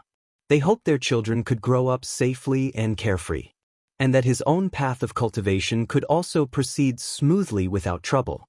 A month later, on this day, Lu Changxing went to the 100 Treasures Pavilion, took out 5 unpromoted basic talismans and asked, "Shopkeeper, do you take this cleansing talisman, and how much is it worth?"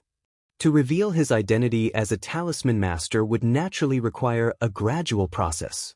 So, after spending nearly 3 months, he finished drawing on the 10 stacks of talisman paper he had bought, with Lu Changxing keeping 5 blank talismans and crafting them into the simplest of the basic talismans, the cleansing talisman.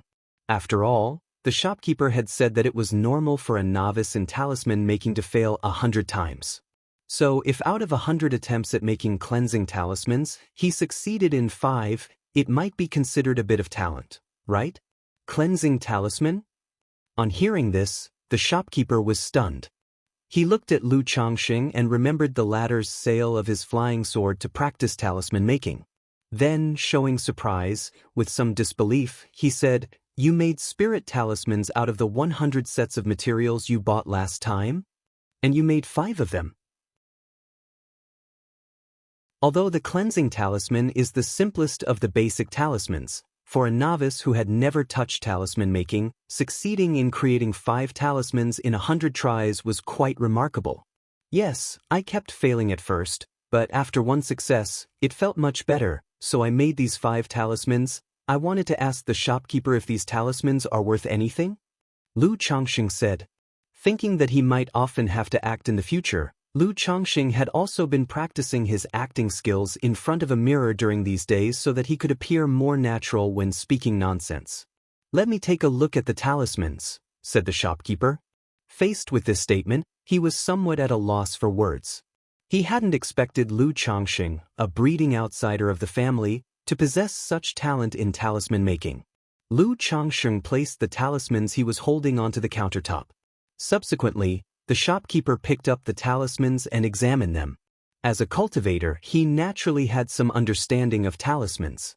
He could tell that, although the lines of these 5 talismans were not very smooth and the quality was not high, they were indeed successful and had no issues. The shopkeeper said with some emotion, to be able to craft 5 talismans out of 100 sets of materials, even if they are the same type of spirit talisman, shows that you have considerable talent in talisman making. But cleansing talismans are just basic talismans and are not worth much, as few people need them. He paused before continuing. However, our Lu family has an encouragement plan to motivate family members to learn skills. For such basic talismans, we're willing to buy them for 1 spirit stone per 3 talismans. Although you are an outsider to the family, you can also enjoy this benefit, said the shopkeeper. As basic talismans have limited uses, mostly just for daily life, they are not very impactful for cultivators. Thus, not many buy them and the price is low. 1 spirit stone for 3 talismans. Hearing this price, Lu Changxing had also anticipated it. After all, many basic first-grade talismans were only worth 1 spirit stone apiece. With this price in mind, his 100% success rate in talisman making could still earn him 8 spirit stones. But it was not possible for him to make money this way. Not to mention, a 100% success rate in talisman crafting was too outrageous. If he had to toil for 2 to 3 months just to earn this small amount, he would be treating himself like a slave. However, Lu Changxing had no intention of making money through basic talismans. He presented these 5 basic talismans merely to showcase his talent for talisman making. All right. Lu Changxing placed 3 cleansing talismans on the counter. Then he took out 11 spirit stones and said, "Shopkeeper, please give me 10 stacks of talisman paper and 2 boxes of spirit ink. I'll take all 5 of your talismans, and I'll charge you 2 spirit stones." The shopkeeper, seeing Lu Changxing's gift for talisman crafting, was willing to offer a deal. Although he was old, he also had descendants. If Lu Changxing indeed became a talisman master, there might come a time when they would need his help. "Thank you, shopkeeper." Lu Changxing immediately expressed his gratitude, placed the remaining 2 talismans on the counter, and took back 1 spirit stone. The shopkeeper accepted the talismans and the spirit stone, handing over 10 stacks of talisman paper and 2 boxes of spirit ink to Lu Changxing. "Thank you, shopkeeper." Lu Changxing thanked him once more and turned to leave. Remarkable indeed. What a pity he's not a Lu family disciple. Watching Lu Changxing walk away, the shopkeeper shook his head and sighed. If he had been a blood descendant of the Lu family with such a talent for talisman crafting, the family would definitely be willing to spend resources to cultivate him. But after all, Lu Changxing was a foreign family member, a son-in-law, and not considered one of their own. Late at night. Afterwards, Lu Changxing looked at the jade-like body stretched out on the big bed. Sitting up, he took a cleansing talisman from beside the bed and slapped it on himself. Instantly, a breeze blew, whisking away the stickiness on his body, leaving him feeling refreshed. These cleansing talismans are quite useful. Lu Changxing was rather satisfied after testing the cleansing talisman. On the bed, Lu Lanshu, with her face flushed from the exertion and her eyes lustrous with intoxication, saw Lu Changxing use the talisman to cleanse his body and said softly, "Husband, this is too wasteful, let your wife attend to you." "It's fine, these are self-drawn by me, not really worth much." Lu Changxing waved his hand and said, "You drew these talismans?" Lu Lansh's lips parted slightly in surprise upon hearing this, her gentle face showing astonishment. Over the past few months, the fact that Lu Changxing had often been drawing talismans in his study was something she was naturally aware of as one of his wives. Although she herself didn't practice cultivation, living in such a family environment, she had heard about it. She knew that talisman making was difficult, and being able to create talismans was considered very impressive. Initially, like the others in her group who had married the group of immortal seedlings, aside from the rewards given by the Lu family, they mainly took the plunge in the hopes of riding on their children's coattails. They didn't hold much expectation or desire regarding their husbands because it was clear from the start that these immortal seedlings were highly unlikely to achieve anything. But understanding was one thing. If their husband turned out to be capable, that would, of course, be more than welcome. Whether for future livelihoods, conversations with sisters, or returning to the secular world, it was a matter of pride. After all, besides children bringing honor to their mothers, wives can also gain prestige through their husbands. Yes, your husband seems to have some talent in the domain of talisman making. Once I become a talisman master, I promise to give you all a good life, Lu Changxing said gently with a smile. There was no need to keep hidden matters related to talismans. It was something he would eventually reveal. The Lu family might even investigate and inquire about his talisman making from those close to him. So there was no point in concealing it. Divulging some of this information to his wives might help keep the harmony in the inner chambers. Your wife believes in you, Lu Lanshu replied softly, looking at Lu Changxing with eyes full of tenderness.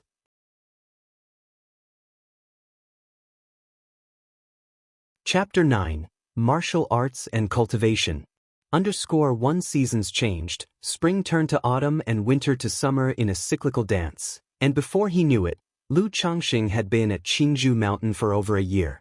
During this time, he hadn't once stepped foot outside Qingzhou Villa, leading a life that could be said to be utterly mundane and dull to the extreme. However, with daily cultivation, talisman making, and spending time with his wives and concubines, his days were still quite fulfilling. As for having children, that had slowed down for now. Lu Lanshu, Lu Zier, and Lu Qing'er had just given birth not long ago and needed time to recover their vitality. The two maids who had been elevated to concubines were also pregnant, and were due to give birth in a few months. As for the two maids sent later by Uncle Fu, due to Lu Changxing being busy with talisman making over the past few months and his limited energy, he hadn't been able to get them pregnant. After all, he was nothing more than a chi refinement first-level weakling. His body and energy were limited. Moreover, Lu Changxing did not see his several wives and concubines merely as birthing machines. He would usually spend some time to develop a bit of affection and smooth over their relationships. The Lu family may treat him as a breeding partner, but he would not see himself as a mere sewing tool. His wives and concubines also had nice personalities. Indeed, just as Uncle Fu had said, they were graceful and educated daughters of the Lu family's secular world, dignified and virtuous, without an ounce of pretentiousness or affectation. To Lu Changxing, a transmigrator, they were unbelievably simple and easy to appease. Adding to that, all 3 wives and 4 concubines were from the Lu family. They got along quite well, so his domestic life had always been very harmonious. Today, after his cultivation session and drawing 2 talismans in his study, Lu Changxing saw the weather outside was nice and took his 2-month-old daughter out to the courtyard to bask in the sun. Qingzhou Mountain, being such a place, also experienced climate changes along with the 4 seasons, complete with spring, summer, autumn, and winter. It was currently spring, with the sunlight being very mild and comfortable, perfect for sunbathing. After half an hour in the sun, Lu Changxing heard some noise from the neighboring courtyard and went over with his daughter to visit Li Feiyu's home. Li Feiyu was practicing martial arts in his small courtyard, his prowess quite astonishing. To be not at all exaggerated, he could take out someone like Lu Changxing with just 1 punch. Even though he was a cultivator, Li Feiyu had not abandoned the martial path. Seeing Lu Changxing come over, Li Feiyu stopped and finished his practice. He wiped off his sweat with a towel and casually remarked, "I heard you've been busy with talisman making recently. What brings you to my place?" "Just busying myself with nothing much," Lu Changsheng laughed in response. Since he had a good relationship with Li Feiyu, and their wives often chatted when idle since they were neighbors, it was natural for Li Feiyu to know about his talisman making. "How's the talisman making going?" "I've heard it's quite an expensive endeavor." Li Feiyu sat by the stone table in the courtyard, picked up the teapot, and poured a cup of brewed tea. "Not bad, there's some hope. I'm not asking for much, just a craft to feed my wives and children in the future will do." Lu Changsheng also took a seat, then said. Although he had a good relationship with Li Feiyu, he naturally wouldn't divulge matters concerning himself and kept the same explanation for outsiders. "That's pretty good. Having a craft to rely on means you can make a living anywhere in the future." Li Feiyu nodded, lifting the teapot to pour Lu Changsheng a cup of tea. "What about you? What are your plans?" "The Lu family can't possibly let you continue like this, can they?" Lu Changsheng took the tea, sipped it lightly. Of the 12 immortal seedlings who came to the Lu family together, all but Li Feiyu had sired children. Lu Changsheng even heard that Li Feiyu's wife was still untouched. "I cannot lose my virginity before reaching innate according to the Red Sun Heart method I cultivate. I've explained this to Uncle Fu, so the Lu family won't pressure me for now." Li Feiyu said so. As a 7th grade spiritual root, the Lu family was somewhat more lenient with him, and the pressure would not start at this stage. "What about after breaking through to innate?" Lu Changsheng asked. Li Feiyu was silent for a moment before saying, "Having signed the contract and used the Lu family's resources, I, Li Feiyu, will naturally honor the agreement. In at most 1 year, you'll be able to break through to innate and also be able to lock in my essence to ensure that my vital yang doesn't leak, using it only for having children," Li Feiyu stated. "Awesome." Hearing this, Lu Changsheng couldn't help but express his admiration. He hadn't realized martial arts had this kind of function. Should he start practicing it too? After all, he now had 3 wives and 4 concubines, which required considerable effort. And as for cultivation and qi refinement, they did not greatly enhance his physical condition at present. He looked at Li Feiyu curiously and asked, "Feiyu, once your martial arts break through to innate, how does your strength compare to a cultivator?" Previously, on the road to Qingzhou Mountain, when facing a wind blade from a Chen family cultivator, Li Feiyu was able to tackle him down promptly. Martial Dao innate practitioners should be able to exchange blows with cultivators. But as for specifics, Lu Changsheng wasn't clear. After all, he had never experienced the strength of a martial Dao innate expert. As for cultivators, had only seen them once. Breaking through to innate and possessing innate true qi should be about the same as the spiritual power of the qi refinement 3rd level. So if it comes to a fight, it's all about whether you can get in close. But for a qi refinement 3rd level cultivator, who can control objects and wield magic artifacts, it's too difficult for martial artists to get close. Li Feiyu said, a bitter smile appearing on his face. A martial Dao innate expert was already a top-level expert in the Jianghu.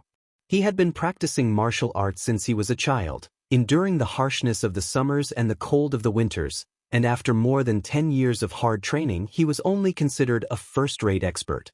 It was only because of his time with the Lu family over the past year, eating spirit rice and being nourished by spiritual energy, that his martial cultivation was able to progress so quickly, allowing him to break through to innate so rapidly. Yet, a cultivator who reached the qi refinement 3rd level was comparable to an innate master. There was simply no comparison between the two. The reason why he hadn't given up on martial arts and still spent time on it was that he had reached this stage and had some persistence in his heart. Lu Changsheng nodded his head, having a general understanding. Innate masters and qi refinement 3rd level cultivators were like warriors and mages. If a warrior could get close, he could win, but if he couldn't get close, he would essentially be kited to death. But as one could imagine, it was very difficult for an innate martial artist to get close to a cultivator. After all, apart from magic artifacts, if a cultivator also had protective vestment robes, talismans, and other means, how could a martial artist fight? Are there realms above innate? Lu Changsheng looked at his daughter in his arms and continued to ask. He suddenly thought that if his children did not have a spiritual root, he could send them to train in martial arts.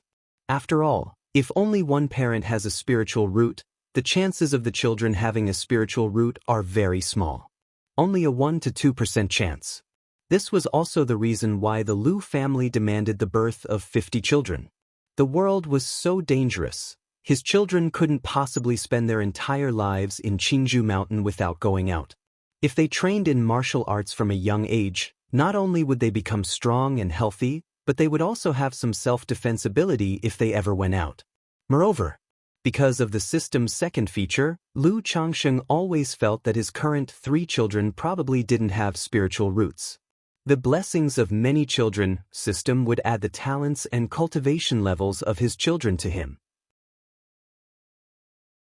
A child's spiritual root would manifest at around the age of 5 or 6 and could be detected, but that didn't mean there was no spiritual root before then. Yet with the birth of the 3 children, Lu Changxing did not feel any slight changes in his own spiritual root. So he had this faint guess in his heart. Of course, the specific situation would only be known after the children were older and tested, so Lu Changxing was just guessing and not sure. Above innate, there are innate grandmasters and great innate grandmasters. But even a great innate grandmaster is only on par with a Qi refinement 5th or 6th level cultivator. To my knowledge, there are not many great innate grandmasters in the entire Jianghu, so the two cannot be compared at all. Li Feiyu shook his head as he spoke. Lu Changxing nodded his head, gaining a rough understanding of martial arts. Even if one cultivated to the limit, they could only be comparable to the middle stage of Qi refinement. Thinking of his children's talents and how their strength could be added to his own, Lu Changsheng couldn't help but think that if his dozens or hundreds of children cultivated to the level of great innate grandmasters, whether he could, under this enhancement, be comparable to the energy refinement late stage, or even to foundation establishment. This thought made Lu Changsheng feel that in the future, his children could practice cultivation if they had a spiritual root, or martial arts if they didn't. As for practicing martial arts himself, Lu Changxing just thought about it and had no real intention of acting on it. Currently, cultivation and talisman making, along with his wives and concubines, took up most of his energy. He did not have extra time or energy to spend on martial arts. Time flew by, and another month had passed. Lu Changsheng's 4th child was born. It was the 4th child born by one of his concubines, a girl. Lu Changxing named her Lu Shila. He had thought of the name from the beginning. At this time, Lu Changxing also realized a problem. If he kept having children like this, naming them would also become a problem that would make heads bald. He thought about establishing a family naming sequence, which would make it much simpler to name future children. As for another concubine, she would also give birth in 2 months. It's worth mentioning that through testing, this concubine was found to be carrying twins.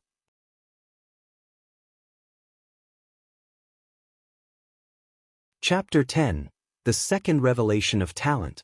_1 in the study. Lu Changsheng turned the last piece of talisman paper into a first-grade, middle-grade talisman. He still found it somewhat difficult to draw first-grade, middle-grade talismans. It wasn't a problem of skill. Talisman making was very consuming of spiritual power and mental spirit. If it weren't for his second-grade talisman master skills, with his 3rd level Qi refinement cultivation level, it would simply be impossible to draw a first-grade, middle-grade talisman. After resting for a moment, he picked up the talisman and then opened a nearby locked cabinet. Inside the cabinet, neatly stacked, was a thick pile of talismans, amounting to hundreds. It had been almost half a year since he won the talisman-making skill from the lottery. And these talismans were the fruits of his labor over the past half year. Sigh, so many talismans, yet there's no way to sell them for money. As Lu Changsheng looked at these talismans, he couldn't help but shake his head and sigh. Having bought 20 bundles of talisman paper, apart from the few he tried with his crafty hands, attempting several more difficult first-grade, middle-grade talismans and failing due to insufficient spiritual power, all others were successfully made into talismans. To say he had a 100% success rate in making talismans wasn't an overstatement at all. But Lu Changxing didn't dare sell a single one of these first-grade talismans. He could only let them gather dust here. After all, last time he had only taken 5 basic cleansing talismans to the 100 Treasures Pavilion, and that made the shopkeeper show a look of astonishment. If he were to take out first-grade talismans, he feared it would directly alarm the higher-ups of the Lu family. As for secretly selling them somewhere else, that wasn't realistic either. Not to mention that he would have to apply to the Lu family to leave Qingzhou Mountain. The idea of him going out alone to sell things in the marketplace of an immortal town made Lu Changsheng himself feel somewhat afraid. In this cultivation world, there was nothing like laws. What if he encountered robber cultivators who might rob and murder him? After all, he was only a Qi refinement 3rd level weakling who had not learned any spells. He was just a bit more agile and nimble than ordinary people and could only rely on talismans for protection. No need to rush, take it slowly. Lu Changsheng took a deep breath and told himself that one must never be too hasty in matters, as prudence was the best policy. He then picked up the 9 cleaning talismans, 6 garment purification talismans, and 3 dust avoidance talismans he had drawn earlier and headed towards the 100 Treasures Pavilion. He intended to exchange these 18 basic talismans for spirit stones. At the same time, it was also to showcase his talent in talisman making once again. Shopkeeper, could you please exchange these talismans for spirit stones? Upon arriving at the 100 Treasures Pavilion, Lu Changsheng called to the shopkeeper and placed the 18 basic talismans on the counter. Hiss, you've managed to make 18 talismans this time? And not just the cleansing talisman, but also the garment purification talisman and the dust avoidance talisman. The shopkeeper picked up the talismans and immediately recognized the other 2 types, astonished. I am now quite confident with the cleansing talisman and the garment purification talisman, but the dust avoidance talisman still needs some work, Lu Changsheng said with a deep sigh. You were right before, shopkeeper, talisman making is too difficult and costly. At this rate, I don't know how long it will take before I can draw first-grade talismans and become a talisman master. Lu Changsheng feigned a sigh of hardship. Although all 3 talismans were basic talismans, their difficulty varied and increased gradually. You're already doing very well. You indeed have a talent for talisman making, and if you keep it up, you will certainly become a talisman master, the shopkeeper said with a face full of emotion, finding it incredible. As of now, since Lu Changsheng could draw 3 kinds of basic talismans, he was considered a talisman-making apprentice. As long as he persisted, he was guaranteed to become a talisman master. He took the talismans and handed over 6 spirit stones to Lu Changsheng, encouraging him with a keep it up. Thank you, shopkeeper. Lu Changsheng grabbed the spirit stones and left without buying anything else. Aren't you buying talisman paper this time? The shopkeeper was surprised to see Lu Changsheng leave with only the spirit stones. The previous talisman brush I had is worn out and can't be used anymore, so I'm planning to wait a bit until I have more spirit stones to buy a new talisman brush, Lu Changsheng replied, shaking his head with a bitter expression. Although the expression was false, the words were true. The wolf hair talisman brush was said to be usable 200 times, but really, after 180 uses, it barely functioned. The rest depended solely on Lu Changsheng's second-rank skills to keep using the damaged brush for talisman making. With his current income of 3 spirit stones a month, even if he saved continuously, he couldn't afford a new talisman brush. Unless he sells the vestment robe he's wearing. However, Lu Changsheng had worn this robe for so long and had grown quite fond of it, he didn't want to sell it. The shopkeeper also remembered that Lu Changsheng had been using the same talisman brush for a long time as well. After a brief thought, he said, Lu Changsheng, what is your success rate now for drawing basic talismans? For the cleansing talisman and garment purification talisman, I'm already familiar with them and am 70 to 80% confident. For the dust avoidance talisman, it's about 30%, and for the peace charm, I've tried a few times but failed each time. Lu Changsheng didn't know why the other party was asking this, but he was certain there was a reason, so he replied after some thought. The difficulty of the dust avoidance talisman is 1 level higher than that of the peace charm. If he were about 70 to 80% confident with the peace charm, he could try challenging a lower grade basic talisman. Good, The shopkeeper nodded upon hearing this and didn't say anything further. Lu Changsheng bowed and turned to leave. At that moment, a fair-skinned young girl with pretty features, wearing a long green dress, happily approached the 100 Treasures Pavilion, passing by Lu Changsheng. The girl glanced indifferently at Lu Changsheng, a look of disdain apparent in her eyes. Then she walked straight into the 100 Treasures Pavilion and excitedly called out to the shopkeeper, "Grandpa, I've broken through to the 3rd level energy refinement." The shopkeeper's face immediately lit up with a smile upon hearing this. "You've broken through to the 3rd level energy refinement. Very good, whatever reward you want, Grandpa will give it to you." "Grandpa, I want a flying sword." The girl immediately made her request. "No problem, at the 3rd level energy refinement you're able to wield a magic artifact. Grandpa has already prepared it for you," said the shopkeeper delightedly, as he led the girl to fetch the flying sword. "Thank you, Grandpa," the girl said cheerfully. She casually asked, "Grandpa, what was that brat doing just now? I saw he didn't buy anything and he chatted with you for quite a while." "Heh, he's practicing talisman making and brings some basic talismans here to sell," the shopkeeper replied. "Talisman making? That social climbing's son-in-law dares to practice talisman making." The girl scoffed upon hearing this. Most of the Lu family disciples from Qingzhou Villa looked down on Lu Changsheng and other outsiders like him, and she was no exception. Especially given Lu Changsheng's reputation for continually taking wives and concubines, it made her feel disdainful. Now hearing that he was actually practicing talisman making, she naturally disdained it even more. "What has Grandpa always taught you?" the shopkeeper said sternly, looking at his granddaughter. "Although Lu Changsheng is a son-in-law who married into our family and came from another clan, he has been diligent and practical over the past year and has done right by our Lu family. If your word spread, it would make our Lu family appear petty and intolerant. Moreover, this Lu Changsheng is quite extraordinary. He has a talent in talisman making and is already an apprentice. As long as he persists, he will surely become a talisman master in the future. So, such talk is forbidden from now on, and when you meet him in the future, try to get along well. Once he truly becomes a talisman master, it will be beneficial to you as well," the shopkeeper instructed. "Really? That upstart, Lu Changsheng, is an apprentice in talisman making? He could become a talisman master?" the girl exclaimed in disbelief after hearing her grandfather's words.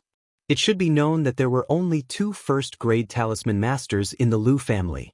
One was the 4th elder and the other was the eldest daughter. But now, her grandfather was saying that an in-law, a nobody, could actually become a talisman master. This was something she found hard to believe. "Of course it's true. Why would Grandpa lie to you?" said the shopkeeper as he affectionately ruffled his granddaughter's hair bun. "Why him, and besides, as an in-law, where would he get the money to buy materials to practice talisman making?" The girl still couldn't believe it and grumbled unhappily. She had attempted talisman making before but discovered she had no talent for it. Now, hearing from her grandfather that a social climbing in-law actually possessed such a talent, she felt outdone and quite irked, as it was a blow to her pride. A spiritual root doesn't define everything. Some people just have a natural gift in certain areas, and that's something nobody can predict. Now, when you meet him in the future, you don't have to flatter him, just be a bit more polite, the shopkeeper taught and comforted his granddaughter. As he spoke, he took out a lower-grade magical instrument flying sword from the cabinet and handed it to the girl.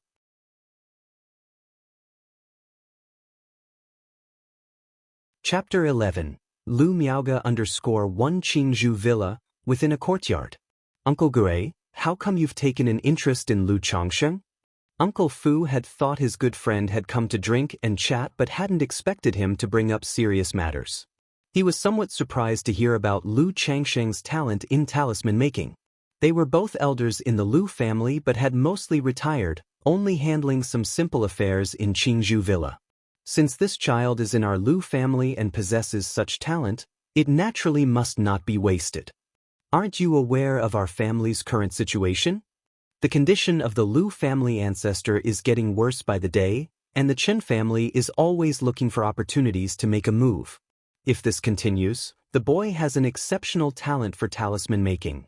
If he's given some cultivation, gaining a talisman master for our Lu family would indeed be a good thing. The shopkeeper of 100 Treasures Pavilion let out a sigh as he said this. Hearing these words, Uncle Fu's face also showed a hint of gravity. In the past few years, the strife between the Lu family and the Chen family had not only led to significant casualties among the Lu family's younger generation, but the Lu family ancestor had also sustained severe injuries in that battle. Since the Lu family ancestor was already advanced in years, with the addition of these injuries, he probably didn't have many years left. Now the Lu family had only one foundation establishment cultivator, the Lu family ancestor. If the Lu family ancestor passed away, without another foundation establishment cultivator to stabilize the scene, the family would be unable to protect their current estates and the blessed land of Qingzhou Mountain. He nodded and said, "That's true. If this child can indeed become a talisman master, it would indeed elevate our Lu family's foundation. Let's go. I'll accompany you to see the patriarch. Let the patriarch make the final decision." Straight away, the two made their way towards Qingzhou Valley. Qingzhou Valley is the core area of the Lu family of Qingzhou Mountain. Below it lies a second-grade spiritual vein suitable for foundation establishment cultivators to cultivate. People like Lu Changxing, a son-in-law brought in by marriage, and ordinary Lu family disciples typically didn't qualify to enter. However, as elders of the Lu family, they indeed had the privilege to enter. The two arrived at a villa. "Uncle Gure, are you saying that Lu Changxing has a great talent for talisman making?" The patriarch of the Lu family, Lu Yuanding, was quite surprised upon hearing the words of the 100 Treasures Pavilion shopkeeper. "That's right, family head." About half a year ago, Lu Changxing bought a set of talisman-making materials at the 100 Treasures Pavilion, saying he wanted to practice talisman making. At that time, I didn't take it seriously. Unexpectedly, a few months later, out of the 100 sets of talisman-making materials he bought, he actually made 5 successful talismans. And this time, he made 18 successful talismans out of 100 sets of materials. Although I'm not versed in the art of talisman making, even I can tell that this boy has an innate gift in this field, the shopkeeper of 100 Treasures Pavilion said, his voice tinged with a sense of admiration. Before this child joined our Lu family, he hadn't started cultivating, nor could he possibly have had any exposure to talisman making. Under such circumstances, this indeed qualifies as a rare talent. Lu Yuanding nodded thoughtfully. This Lu Changxing is truly commendable. During this year within our family, he has proven to be diligent. While other promising youths are still not willing to have children, Lu Changxing has already impregnated 5 women in our Lu family. At this point, Uncle Fu spoke up as well. Lu Changxing comes from a peasant background. Before he began cultivation, it would have already been an achievement for him to marry one wife. Given such an opportunity now, faced with the allure of women, how could he restrain himself? Lu Yuanding laughed lightly without much concern.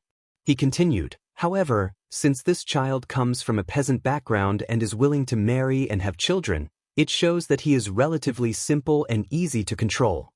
Since he also possesses such talent for talisman making, we can consider officially accepting him as a disciple of the Lu family. Uncle Fu, go find Miaoga and let her assess Lu Changxing's talent and skills in talisman making. If he is indeed as worthy as Uncle Gue suggests, then we shall nurture him accordingly.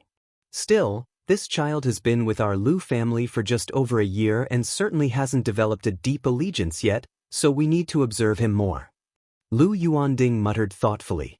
"Yes, family head," Uncle Fu responded, bowing his hands in acknowledgement. That day, Lu Changxing was practicing his cultivation when he heard from his wife Lu Lanshu that Uncle Fu and the young mistress had come to visit. He immediately got up and went to the hall. Inside the hall, 2 figures were seated. One was the manager of Qingzhou Villa, Uncle Fu. The other was a woman about 18 or 19 years of age. The woman's jet black hair was tied up simply, and she wore a pure white on-snow dress. Her slender and curvaceous figure sat on the chair with elegance and dignity. She was extremely beautiful, pure as snow, adorned in a snow-white dress. Combined with her ethereal aura, she resembled a Tianshan snow lotus, sanctified and flawless. This woman was none other than the one Lu Changxing had met and remembered by name when he came to Qingzhou Mountain a year ago. Lu Miaoge. She was also the very Miss Lan Shu had referred to. The other party looked exactly the same as when Lu Changxing had seen her a year ago. Not a single change had occurred. Lu Changxing glanced at her and then diverted his gaze. Now that the system's effects were beginning to show, and with the skills of a second-grade talisman master, Changsheng's thoughts were clear. He believed that through hard work, his future achievements would not fall short. In the face of this miss, unlike the first time he met her when he felt she was out of reach, now she seemed within grasp. He clasped his hands in a bow and said, "Uncle Fu, miss." He felt a bit strange in his heart that Uncle Fu would come over. But what could the daughter of the family head, the miss of the Lu family, possibly want by coming here? Someone like Lu Miaoge would ordinarily reside in the core area of Qingzhou Mountain and would not bother coming to Qingzhou Villa at all. Lu Changxing, I heard from Agure that you've been learning talisman making recently and are now an apprentice in talisman making? Upon seeing Changxing arrive, Uncle Fu started to speak. Agure? Lu Changxing was taken aback when he heard the name. It's the shopkeeper from the 100 Treasures Pavilion. Uncle Fu reminded him. The shopkeeper from the 100 Treasures Pavilion is named Agure? Lu Changxing found this quite odd and also had a vague understanding of what was going on. It must be because of the talent he had shown in talisman making. He immediately replied, I only have a 9th grade spiritual root and am well aware that cultivation is hopeless for me. I thought it would be better to learn a craft, so I've been practicing talisman making all this while. Currently, I can draw 3 basic talismans. It's very good that you have this mindset. Your performance over this past year since you joined the Lu family has not escaped my attention. Therefore, the miss and I have come to see how your talisman making skill is. If it's as Ague has mentioned, and you possess a talent for talisman making, the family will naturally provide certain support and cultivation, Uncle Fu praised and said. Lu Changxing thought to himself, as expected. He immediately showed a grateful expression and clasped his hands in thanks. Thank you, miss, and thank you, Uncle Fu. Which talismans can you draw now? At this moment, Lu Miaoge, who was seated elegantly on the side, turned her beautiful eyes towards Lu Changxing and asked. Her voice was as refreshing as a flowing spring, very pleasing to the ear. Reporting to the miss, the talismans I can draw are the Cleansing Talisman, Garment Purification Talisman, and Dust Avoidance Talisman, Lu Changxing replied with his hands clasped. Show me how you draw the Garment Purification Talisman and the Dust Avoidance Talisman. Lu Miaoge stood up, displaying her svelte figure wrapped in a snowy white dress, took out a set of talisman-making tools and materials from her storage bag, and laid them out on the table. Yes. Lu Changxing pursed his lips, approached the table, and immediately smelled a faint fragrance, which was the body scent of the Mississippi. He suppressed his distractions and picked up the brush from the table. This brush wasn't the same as the wolf hair brush he had bought before. It was a golden yellow brush. The handle and the tip emitted a pale yellow light, and the end of the handle was engraved with the words, Golden Bamboo. Lu Changxing recognized at a glance that it was an exquisite brush. Without a second thought, he lightly dipped the tip in the ink beside him and began to draw the Garment Purification Talisman. During this moment, Changxing did not draw as he usually did while making talismans, fast and fluid like a swift wind. Instead, he appeared very tense, and his drawing was rigidly slow. Soon after, a Garment Purification Talisman was completed. Lu Changxing glanced at Lu Miaoge, who stood gracefully tall, and continued to draw the Dust Avoidance Talisman. Just as he was about to finish the almost complete Dust Avoidance Talisman, his hand trembled slightly at the moment of concluding the lines, interrupting the spiritual mechanism and causing a wisp of blue smoke to rise from the talisman paper. I'm sorry, miss, I was a bit nervous just now, Lu Changxing quickly said. Of course, he was acting. He had previously told the shopkeeper from the 100 Treasures Pavilion that he was only about 30% confident with the Dust Avoidance Talisman. Under the current circumstances, he was about to succeed, but due to excessive nervousness, he ultimately failed. Isn't that quite normal?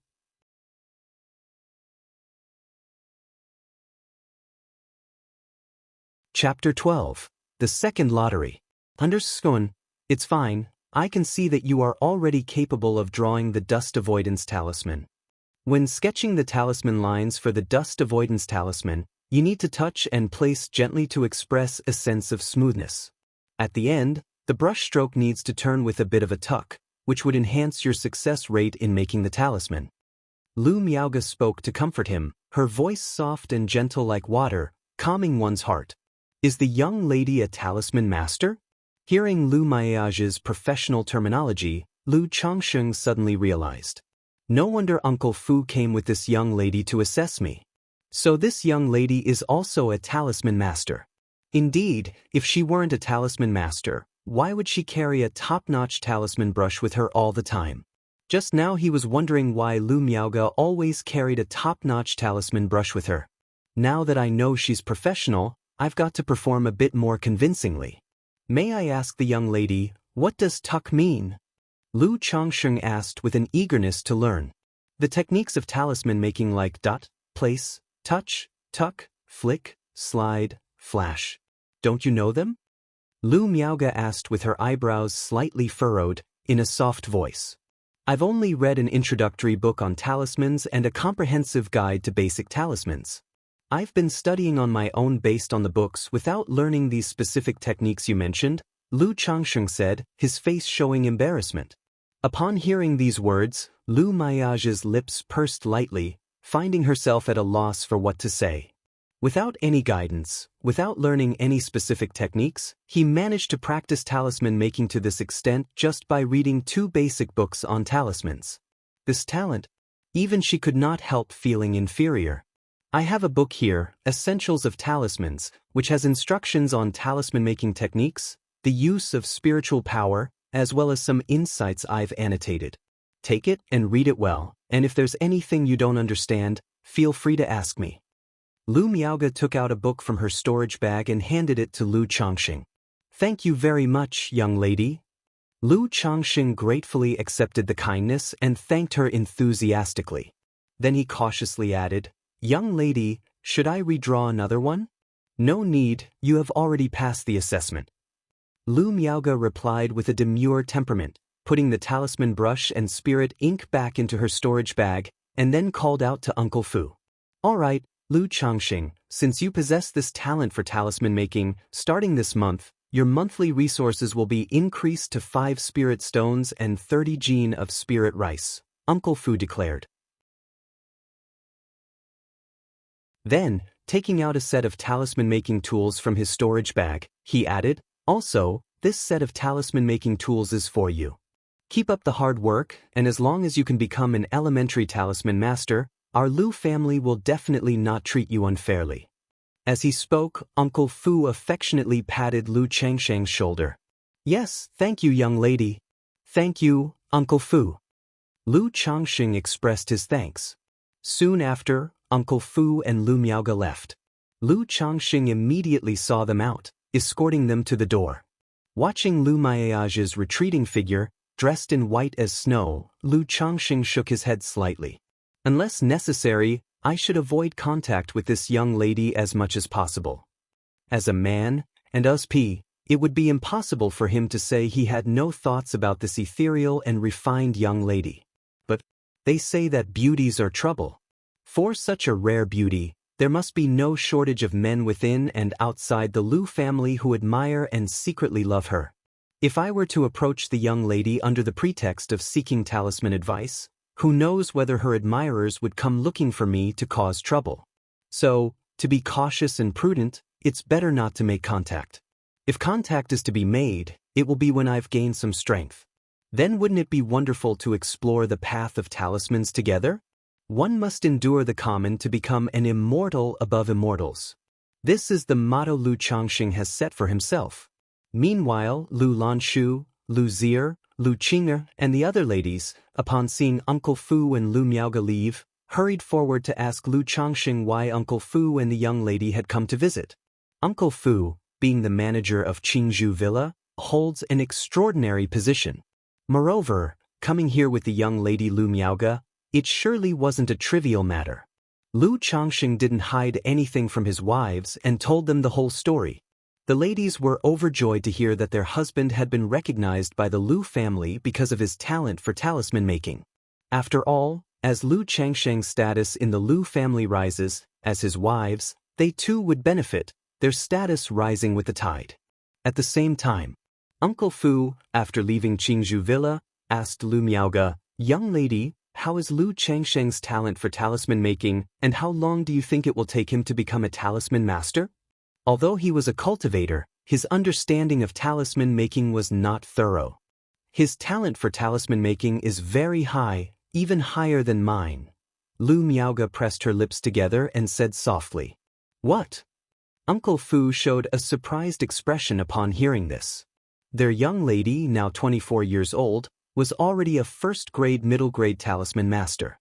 Within 20 years, she could aspire to reach the second rank. But now she said that Lu Changsheng's talent in talisman making was even higher than hers. Doesn't that mean that Lu Changsheng's future achievements in the talisman path could also reach the level of a second-grade talisman master? This was simply astonishing. If they knew that Lu Changsheng had already become a second-grade talisman master, and not just any second-grade talisman master, but a second-tier top-level talisman master, one wonders what they would think. The next day, the news that Lu Changsheng had become an apprentice in talisman making quickly spread throughout Qingzhou Villa. It shocked many of the Lu family disciples and the other cultivators, who looked upon Lu Changsheng with envy, jealousy, and hatred. Nobody had thought that such an insignificant son-in-law would possess such an extraordinary talent in talisman making. Previously, many cultivators had sneered upon hearing about Lu Changsheng's involvement in talisman making, thinking that he was indulging in a fantasy. But today, numerous cultivators came to congratulate Lu Changsheng at his home. Each offered him a spirit stone as a congratulatory gift. Li Feiyu also gave a spirit stone as a congratulatory gift, but afterwards it was returned by Lu Changsheng. He now had 5 spirit stones and 30 caddies of spirit rice a month, whereas Li Feiyu still received 2 spirit stones and 10 caddies of spirit rice, so how could he in good conscience accept the money? As for the spirit stones from other cultivators, he certainly didn't return those. Having gained 10 spirit stones, he felt very pleased. He also examined the talisman-making tools Uncle Fu had given him the day before. A common talisman brush, but a grade better than a wolfhair talisman brush, probably good for 300 to 500 uses. Thereafter were 10 stacks of talisman paper and 2 boxes of spirit ink, the quality the same as what he had previously purchased. If converted to spirit stones, they were worth roughly 60 to 70 spirit stones. This reward, combined with the improved benefits of 5 spirit stones and 30 caddies of spirit rice a month, was a very satisfying haul. Thinking back to Uncle Fu and the young lady coming over to increase his benefits, Lu Changsheng realized it was the 100 Treasures Pavilion's shopkeeper who had helped.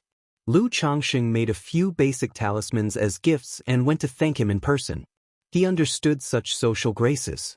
Meanwhile, 5 days later, Lu Changsheng's concubine who was expecting twins gave birth. They were 2 boys. Since he had known early on that they would be twins, Lu Changsheng did not show too much surprise. Moreover, now the father of 4 children, Lu Changsheng had grown used to seeing births and no longer felt the initial tension and excitement. He had become much more composed than before. However, it was at the birth of the twins that he heard the system's notification sound, which brought him a surge of excitement. Ding! Congratulations to the host for the first birth of twin offspring, granting you 1 lottery draw opportunity. First twin offspring. It seems this system's achievements are similar to those in some games from my former world. As long as something happens for the first time in certain regards, or a certain number is reached, the system gives out a child money gift. Upon hearing the system's notification, Lu Changsheng felt excited, pondering this to himself. After looking at his twin boys, Lu Changsheng went to his study and muttered to himself, "System, I want to do the lottery draw." Instantly, a pale red virtual lottery wheel identical to the last one appeared. It was divided into 7 zones: cultivation technique, skills, pet beasts, elixir medicines, magical treasures, and others. I wonder what it'll draw this time. Lu Changsheng took a deep breath, filled with anticipation. After all, the second-grade talisman-making skill from before had been a very pleasant surprise. Begin the lottery draw. With that said, a streak of golden light began to spin on the pale red wheel. Under Lu Changsheng's hopeful gaze, the golden light slowly came to a halt, finally resting on the cultivation technique sector.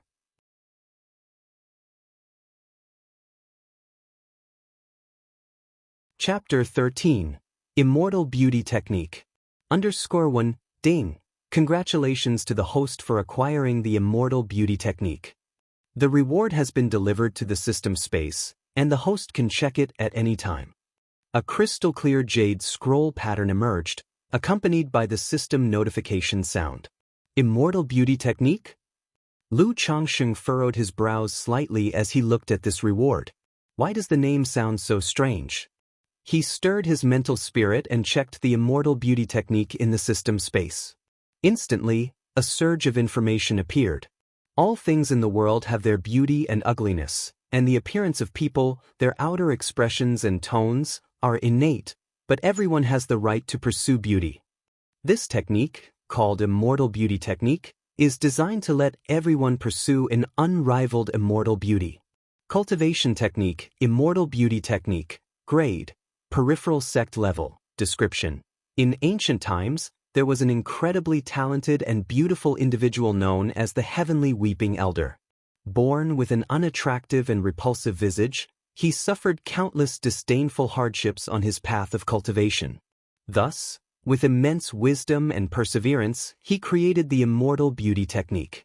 Cultivating this method can improve one's physical appearance and charm, transforming bone beneath the skin and altering voice and appearance, enhancing charisma, and preserving eternal youth. This, after seeing the information about the technique, Lu Changsheng felt somewhat. He hadn't expected his second lottery to yield such a trifling cultivation technique. The Immortal Beauty Technique, after cultivation, aside from making one look more attractive, sounding nicer, enhancing temperament and charm, and maintaining everlasting youth, had no other effects. Although Lu Changsheng thought it was not bad, under his current circumstances, wouldn't any proper cultivation technique be better than this type of technique? How bored must someone be to create such a trifling technique, he wondered. What a waste of a peripheral sect-level technique. Lu Changsheng shook his head and sighed deeply, feeling very regretful. According to his understanding in the cultivation world, techniques were classified as primary level, advanced level, exquisite level, peripheral sect level, orthodox level. The returning origin technique that he was cultivating was a primary level cultivation technique. And the core technique of the Lu family, he heard, was an advanced level cultivation technique. Now he had acquired a peripheral sect level technique. A technique 2 levels higher than the Lu family's core technique turned out to be an auxiliary technique that was of no help in cultivation or combat. This caused Lu Changsheng to feel very uncomfortable, almost nauseous. Although it's trifling, it can't be said to be completely useless. At least it has the effect of keeping one's youth forever, and being handsome and charismatic indeed makes it easier to win people's good favor, bringing many advantages. I remember in my previous life, I played a cultivation game where there was a play style called living off a wealthy patroness where you rely on good looks to latch onto rich ladies and big shots. If in the future I could find some fairy who's a few thousand years older than me, my path to immortality would be smooth sailing. Lu Changsheng took a deep breath, beginning to comfort himself. Then he stirred his mental spirit and used the technique directly to inherit it. Immediately, detailed information about the Immortal Beauty Technique and the method of cultivation flooded into Lu Changsheng's mind. Tsk, to think being ugly could be so difficult, no wonder the Heavenly Weeping Elder created such a technique. After comprehensively understanding the technique, Lu Changsheng voiced a sigh of realization. According to the records in this technique, it classifies a person's appearance into 7 levels: revolting, ugly, odd, ordinary, outstanding, transcendent, and immortal beauty. And the appearance of the Creator, the Heavenly Weeping Elder, fell into the revolting and ugly category.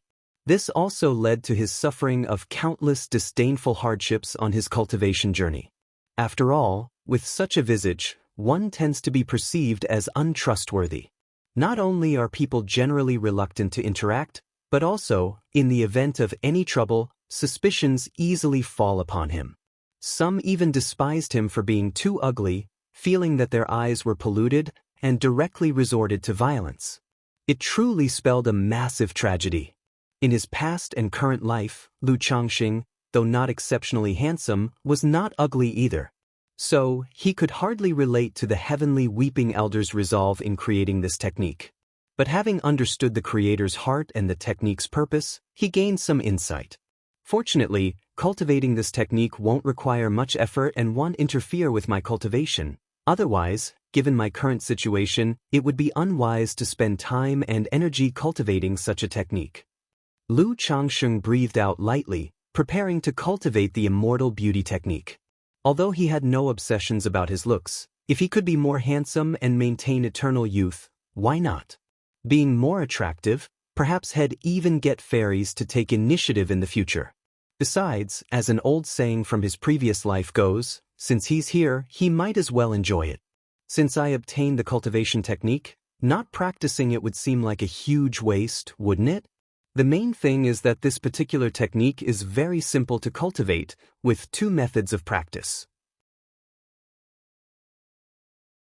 One method is through meditation, drawing in spiritual energy to wander through the body, slowly refining and improving imperfections and flaws in one's appearance.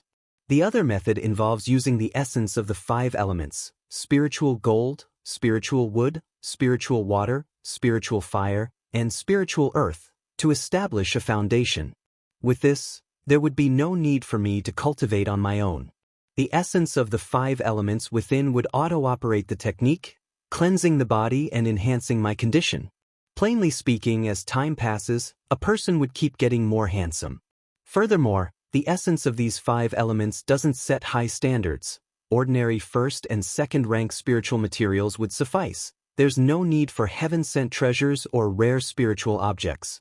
The higher the quality of the materials, the better the effect. However, Lu Changxing could only use the first method for the time being, because he couldn't afford even the first-grade spiritual materials. Immediately after that, Lu Changxing began cultivating the immortal beauty technique. One night passed, and the next day, Lu Changxing looked at himself in the mirror. Although his appearance was exactly the same as before, he always felt as if he had become a lot more handsome. After looking at himself for a half an hour, Lu Changxing stopped. Self-aware as he was, he knew this was an illusion. It's just like how you always feel thinner immediately after a run. And this immortal beauty technique, although a peripheral sect-level technique, isn't that miraculous.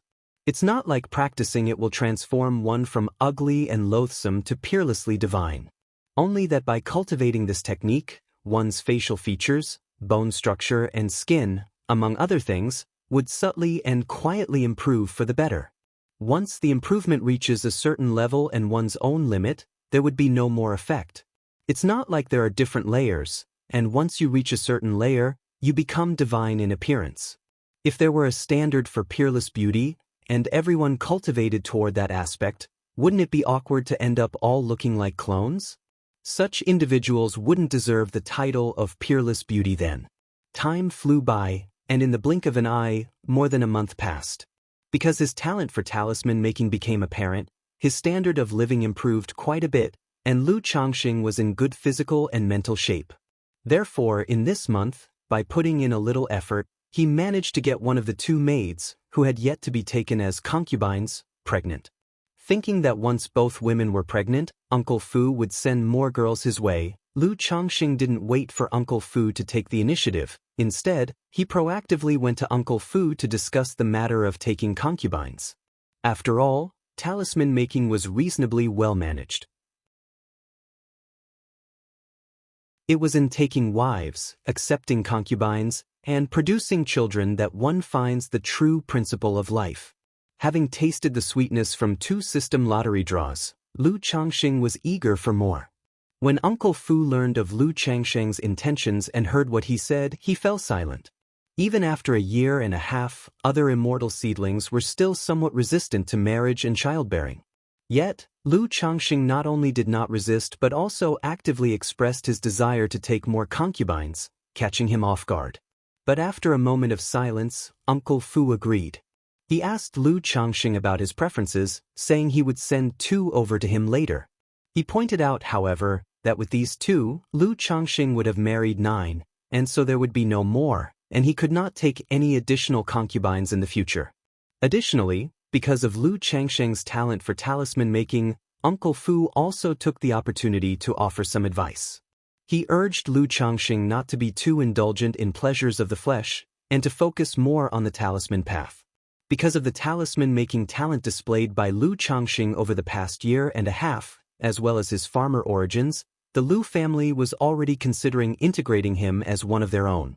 Whether or not he fathers 50 children had become less important. If Lu Changxing were to become obsessed with his passions and neglect his proper business, squandering his own abilities, Uncle Fu as the steward would have a hard time explaining himself. To this, Lu Changxing readily agreed, feeling that 9 was indeed enough. If it were possible to have 1 child a year, he could have 9 in a single year. 10 days later, Uncle Fu sent 2 young women from the Lu family to Lu Changxing, fulfilling the promise of concubines he had made.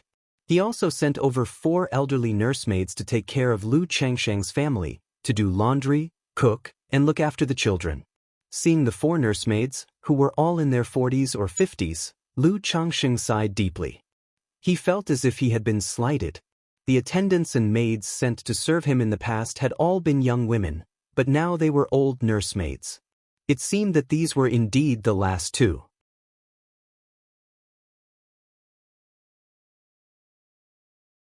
Chapter 14. Qi Refinement Level 2. _1 half a year later. Qi Refinement 2nd Level. In the practice room, Lu Changxing's robe fluttered without any wind as he emerged from his meditative state and expelled a breath of turbid air, his face revealing a joyful expression. After a year and a half of arduous cultivation, he had finally broken through from the 1st level of Qi refinement to the 2nd level. The process had taken such a long time partly because he had been delayed by both child-rearing and talisman making. Otherwise, with his current monthly resource of 5 spirit stones and the occasional purchase of some spiritual tea and spiritual medicine to supplement his practice, he would have progressed in his cultivation as well. However, Lu Changxing felt that the delay was worthwhile. During the past 6 months, Lu Changxing had taken the 7th concubine and 2 women from the Lu family, who were sent over by Uncle Fu, as his wives, and all of them were successfully pregnant. Meanwhile, Lu Lanshu, Lu Zier, and Lu Qing'e were all expecting their 2nd child as well. In half a year's time, Lu Changxing had 6 more children on the way. This caused Uncle Fu, who had always been keeping an eye on Lu Changxing's situation, to come over and advise him to exercise restraint when it came to pleasures of the flesh, emphasizing that there was no rush with having children. As for talisman making, he had drawn over 200 talismans in the past 6 months. 50 of these were made into basic talismans, which he took to the 100 Treasures Pavilion to exchange and supplement his household expenses. He also expressed to Uncle Fu that he was already 50 to 60% confident in succeeding in making peace charms. He estimated that in a few months, he would be able to attempt making first-grade talismans. As soon as he could successfully draw a lower-grade first-grade talisman, he would be considered an elementary talisman master. At the Qi Refinement 2nd level, my spiritual power is nearly twice as dense as it was at the 1st level. Now, drawing middle-grade 1st-level talismans poses no difficulty for me. It's not like before when drawing a single middle-grade talisman would leave me nearly depleted, and drawing more difficult talismans would result in failure. If I had the materials, I could even try to draw some superior-grade 1st-level talismans for self-defense. Lu Changxing stood up, feeling the spiritual power within his Danshan's sea of qi. The bottleneck in his talisman drawing was not his skills but rather his own cultivation level. As long as his cultivation reached the threshold for talisman making, he would be able to successfully draw talismans. However, his current tools and materials limited him to drawing only middle-grade 1st-level talismans and did not yet allow him to attempt superior-grade 1st-level talismans. Even though he had maxed out 2nd-rank talisman-making skill, Without the necessary materials, he would be like a skilled woman without rice, unable to cook. If he were to go to the 100 Treasures Pavilion to purchase high-level talisman-making materials, he would not know how to explain it, as he didn't have the extra money. I can also try to cultivate spells now. Otherwise, apart from talismans, I have no other means. Lu Changsheng murmured to himself. He had not yet cultivated any techniques. Apart from using talismans, he was essentially powerless. And on the path of cultivation, conflicts and battles were inevitable. Even if Lu Changsheng didn't wish to compete or fight and only wanted to live a peaceful life marrying and having children, trouble would still find its way to him. Counting on just getting by safely all the way was impossible, a clear case of self-deception. But there's no need to hurry. As long as I don't leave the Lu family, there shouldn't be any danger for now. Lu Changsheng shook his head, left the practice room, and went to relax and play with his children. No sooner had he picked up a child to go to the courtyard than he saw Li Feiyu arrive. He playfully addressed his eldest son in his arms, "Come, call him Uncle Li." However, the child was only a little over a year old and could only babble repetitive syllables. "Changsheng, congratulations on breaking through to the second level of qi refinement." Li Feiyu congratulated Lu Changsheng as he approached. He lived next door to Lu Changsheng. Just now, while practicing martial arts in the courtyard, he had sensed the fluctuation of spiritual energy here and knew that Lu Changsheng had broken through to the qi refinement second level. "Heh, it's about time I made the breakthrough," Lu Changsheng responded with a chuckle. Li Feiyu, possessing a 7th grade spiritual root and dedicating himself completely to cultivation without wasting time on the distractions of women, had made his breakthrough to the second level of qi refinement half a year ago. "Changsheng, why do I feel like you've gotten a lot fairer than before, and you look quite a bit better overall? What have you been doing?" At this moment, Li Feiyu looked at Lu Changsheng, who was holding his child, and suddenly remarked with a click of his tongue. Although the two lived next door, they only got together once every month or two. "Oh really?" Hearing Li Feiyu's words, Lu Changsheng paused for a moment. He immediately thought that it must be the effect of cultivating the immortal beauty technique. Although he did not pay much attention to this cultivation technique, he would still cultivate it whenever he remembered. Cultivating qi refinement does have the effect of cleansing the marrow and reshaping one's features, but in the early stages, there isn't much improvement in terms of appearance and changes to the fairness of the skin. Soon, Lu Changsheng said nonchalantly, "Maybe it's because I used to do farm work, but now I've been living a life of luxury, and it's also the age when I'm growing, so naturally, I've become a bit more well-nourished." Tisk, he. Originally, the two of us together were like a beautiful flower paired with green leaves. If you keep this up, won't I lose my ability to set you off? Li Feiyu teased. "Get lost. Wait a few more years, and you will be the green leaves that set me off." Lu Changsheng laughed and cursed. The next day, Lu Changsheng came to the Lu family's library, spent a spirit stone, and rented the primary level spells introduction to start cultivating spells. Zizi. In the practice room, Lu Changsheng extended a finger of his right hand, and sparks and fire stars appeared half an inch above his fingertip. But just as the spark formed a fireball, it extinguished. The spell Lu Changsheng was practicing was one of the primary spells, the flame bullet technique. It allowed the release of a small fireball to be shot out. However, this spell was not easy to practice. Not only did it require the cooperation of spiritual power, but also the chanting of a mantra. And this mantra was not something like shouting flame bullet technique. It was a series of ancient and obscure syllables. Coordinating them with spiritual power was very awkward, so even after practicing for so long, Lu Changsheng still hadn't gotten the hang of it. After practicing for an hour, Lu Changsheng's spiritual power was nearly depleted, and he began to sit and rest in meditation. And so, practicing spells became another part of Lu Changsheng's daily life. A month later, crackle! A red fireball the size of a thumb appeared on Lu Changsheng's fingertip. The fireball was not large, but it emitted an intense heat, causing the temperature in the practice room to rise. Looking at the small fireball on his fingertip, Lu Changsheng continued to pour spiritual power into it, letting the flames of the small fireball start to grow. When the small fireball reached the size of an egg, Lu Changsheng's fingertip holding the fireball began to quiver. With a sharp flick of his finger, he targeted the front target and released the flame bullet. Bang! The flame bullet hit the target, and in an instant, it melted the fine iron-made target into molten iron. Phew! No wonder Fei Yu said that the strength of a martial Dao innate is only comparable to the third-level energy refinement. In front of such a fireball, even if one's martial skills are high, a direct hit would undoubtedly be fatal. After seeing the power of the flame bullet technique, Lu Changsheng felt somewhat emotional. He thought back to the confrontation between the Lu family and the Chen family on the road to Qingzhou Mountain. The spells released by both sides were much faster than his own, and they could release multiple fireballs, water arrows, and wind blades at once, which was very difficult to defend against. But this spell is too difficult. I've only mastered a single flame bullet technique after a whole month. There's also the wind control skill, object manipulating technique, spiritual eye technique, sound transmitting technique, aura concealment technique, and a whole bunch of other basic spells. How long is it going to take to learn all of these? Lu Changsheng took a deep breath, shaking his head in frustration. If an elementary spell took so much time, what about more advanced spells? Cultivation truly consumes a great deal of time, effort, and money. This made him think of the talisman-making skill he had obtained.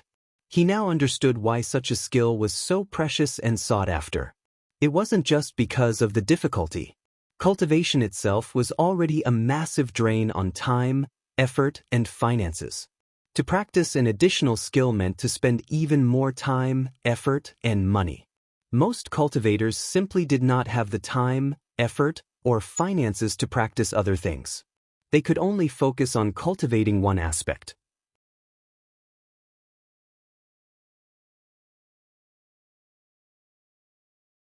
Chapter 15.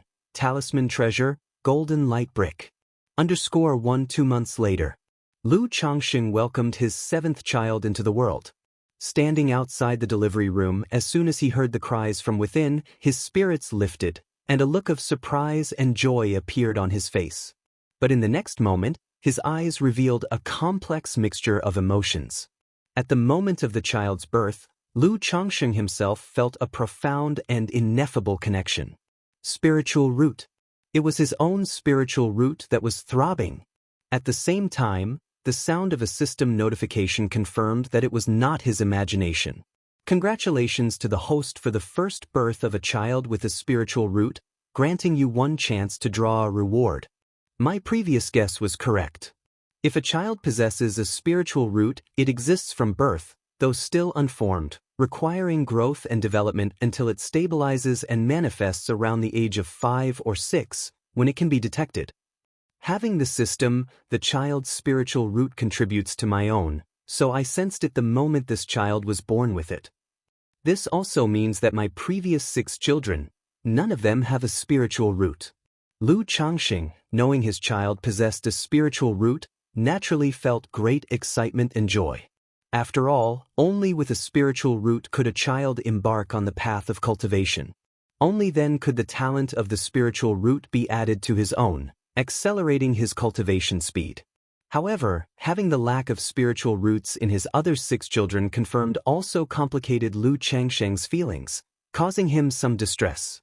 Although he had been prepared for this possibility, facing the reality still brought discomfort. Without a spiritual root, the child would have no choice but to lead an ordinary life, and he would have to watch each of his children go through life and death. This was one of the cruel truths of the cultivation world. "Husband, what's the matter?" Lu Lanshu, standing beside him, noticed Lu Changsheng suddenly become absent-minded and asked with concern. "It's nothing, I just suddenly thought of something." Lu Changsheng shook his head, dispersing the thoughts from his mind. Birth, aging, illness, and death are the natural ways of life. It's not only the children without spiritual roots. All of his wives and concubines lacked spiritual roots as well. They would also eventually go through life and death before his eyes. Even though he had the system and could practice cultivation, It didn't guarantee that he would achieve immortality and witness longevity. So why worry about so much for now? With the system present, if his children could all step onto the path of immortality in the future, nothing could be better. If not, as their father, he could still ensure that his children would face as little suffering as possible in their growth, giving them a good environment to live a happy and contented life. Congratulations, son-in-law. It's a little master. At that moment, a midwife walked out, holding a baby wrapped in a blanket. A son. A son is good. As my first child to possess a spiritual root, he may have to endure some hardships following me on the cultivation path. Lu Changsheng took the child, looking at the swaddled, ruddy, and wrinkled baby, his face showing a hint of a smile. Let's name this child Xianxia. Lu Changsheng lifted the child high and said softly. This was his first child born with a spiritual root. He hoped that this child could follow him on the path of cultivation into the future and eventually attain immortality. Xianxia. Lu Lanshu, Lu Zier, and a few other women were somewhat surprised at the name. In the past, Lu Changsheng's names for his children were always based on themes like peace, joy, comfort, and tranquility. Why did he suddenly change his approach for this child? Seeing the expressions of the women, Lu Changsheng paused for a moment and then chuckled. I was planning to tell you all later, but today, I have successfully drawn a first-grade talisman and have become an elementary talisman master. It is akin to taking the first step on the path of cultivation. Since my son was born today, naming him Xianxia is also a wish for him to step onto the path of cultivation in the future. Lu Changsheng found a reason to explain. It was an explanation for the women but also for the Lu family. Just in case it turned out that only this child among all his children happened to have a spiritual root, it could raise suspicions and lead to unnecessary conjecture. Congratulations, husband. Congratulations, my husband. Today is truly a double blessing. The husband has just become a talisman master, and now the child is born, such an auspicious sign. Upon hearing these words, the joy immediately spread across the faces of the women as they congratulated Lu Changsheng. Under his influence, they had come to know a lot about talisman making. They knew that with their husband becoming an elementary talisman master, his status in the Lu family would henceforth be greatly different.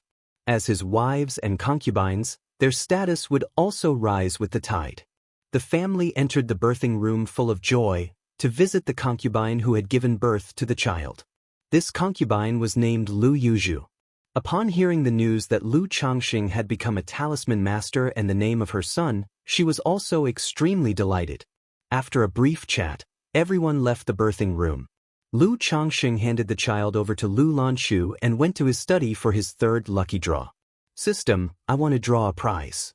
It was still that familiar prize wheel.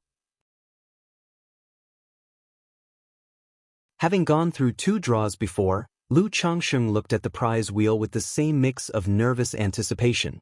I hope it won't give me another immortal beauty technique like before. Give me something useful. With a silent prayer in his heart, Lu Changsheng muttered, "Start the draw." Immediately, a golden light began to spin on the pale red wheel. Under Lu Changsheng's expectant gaze, the golden light slowly came to a halt, finally stopping above the treasure column of the draw. Ding! Congratulations to the host for obtaining the talisman treasure golden light brick. The reward has been dispatched to the system space. The host can check it at any time. A talisman paper with the image of a golden brick shimmering in golden light appeared along with the system's notification. Talisman treasure? Upon hearing this notification, Lu Changsheng was instantly overjoyed. He had seen information about talisman treasures in a Lu family book. This was an item that bridged the gap between talisman and magical treasures. It sealed a portion of a magical treasure's power within a specially made talisman, allowing lower-level cultivators to temporarily unleash the power of magical treasures. However, only 10 to 20% of the original magical treasure's power. But 10 to 20% was already a lot.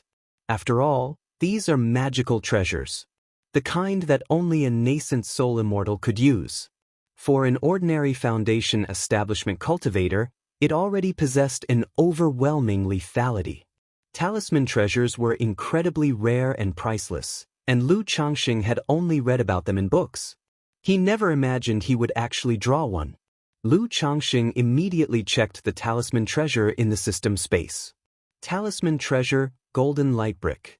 Description: a talisman treasure refined by the immortal golden light from his high-grade magical treasure golden light brick. Using it will produce a golden brick that attacks enemies, possessing 20% of the golden light brick's power. Note: the full power can be unleashed 3 times if used by a cultivator at the foundation establishment stage using their mana. A cultivator at the Qi refinement realm can only exert part of the power with their spiritual power.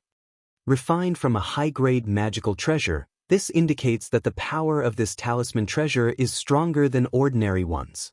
Lu Changxing, looking at the information about this talisman treasure, was ecstatic. Talisman treasures were refined by nascent soul immortals using their own magical treasures. Naturally, the power would vary according to the grade and quality of the magical treasures. Like this golden light brick talisman treasure, being refined from a high-grade magical treasure, it indicated that its power was among the higher ranks of talisman treasures. With full power unleashed, I can use it 3 times before this talisman treasure becomes ineffective. Using my current cultivation at the Qi refinement realm, I'll be able to exert only 10 to 20% of its power, which should allow me about 10 or so uses, right? Lu Changxing thought to himself. Each use of a talisman treasure would consume some of the power sealed within it. Once its power is exhausted, the talisman treasure will naturally become ineffective. Unless one finds the original magical treasure to nourish and replenish its power, it cannot be repaired. This talisman treasure drawn from the system naturally had no one to repair it. Additionally, not many nascent soul immortals were willing to expend their magical treasure's power to refine talisman treasures. Mostly, it was the nascent soul immortals nearing the end of their lives, about to transcend, who would do so to leave something valuable for self-defense for their descendants and successors.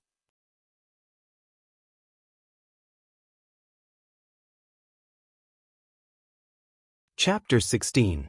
The Child's Spiritual Root. _1 Lu Changxing's thoughts stirred, and he extracted the golden brick talisman treasure from his system space. Immediately, a talisman inscribed with the image of a golden brick materialized in his hand out of thin air.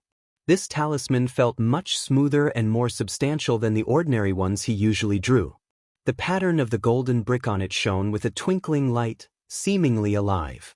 With the knowledge of a second-grade talisman master, Lu Changxing could tell at a glance that the material of this talisman treasure was made from the fur of high-rank demon beasts.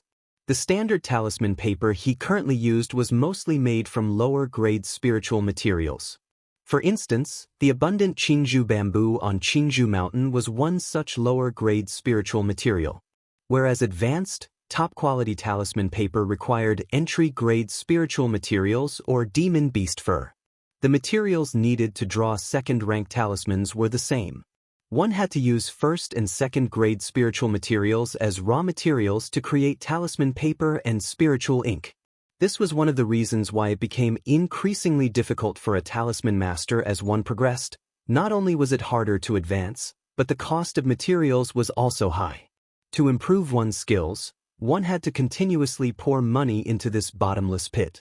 With this talisman treasure, I now have a trump card and can protect my life when facing anyone below the foundation establishment stage, Lu Changxing murmured as he carefully stored the treasure. Even if a Qi refinement realm cultivator could only unleash part of its power, it was enough for him at the moment. Just like how a mere 10% of a nascent soul immortal's magical treasure's power could easily crush a cultivator at the foundation establishment stage. When he, a Qi refinement realm cultivator, used a talisman treasure, even a fragment of its power was enough to overwhelm his peers in the Qi refinement realm. Tomorrow I'll tell Uncle Fu that I can now refine first-grade lower-quality talismans. Lu Changxing glanced at the night sky outside the window, which had darkened. It had been a year and a half since he first purchased talisman-making materials from 100 Treasures Pavilion. In this year and a half, he had bought talisman paper and drawn talismans amounting to 560 in total. The time was ripe. He had also intended to reveal his status as an elementary talisman master around this time. Since he had discussed his son Lu Xianxi's situation with his wives today, there was no need to wait any longer. Thinking of his son, Lu Xianxi, Lu Changsheng suddenly remembered his own spiritual root. His spiritual root had experienced a mysterious tremor the moment his son was born. But since then until now, he had felt nothing. I wonder what grade of spiritual root my son possesses. And to what extent has my spiritual root changed under his innate enhancement? Lu Changsheng pondered silently.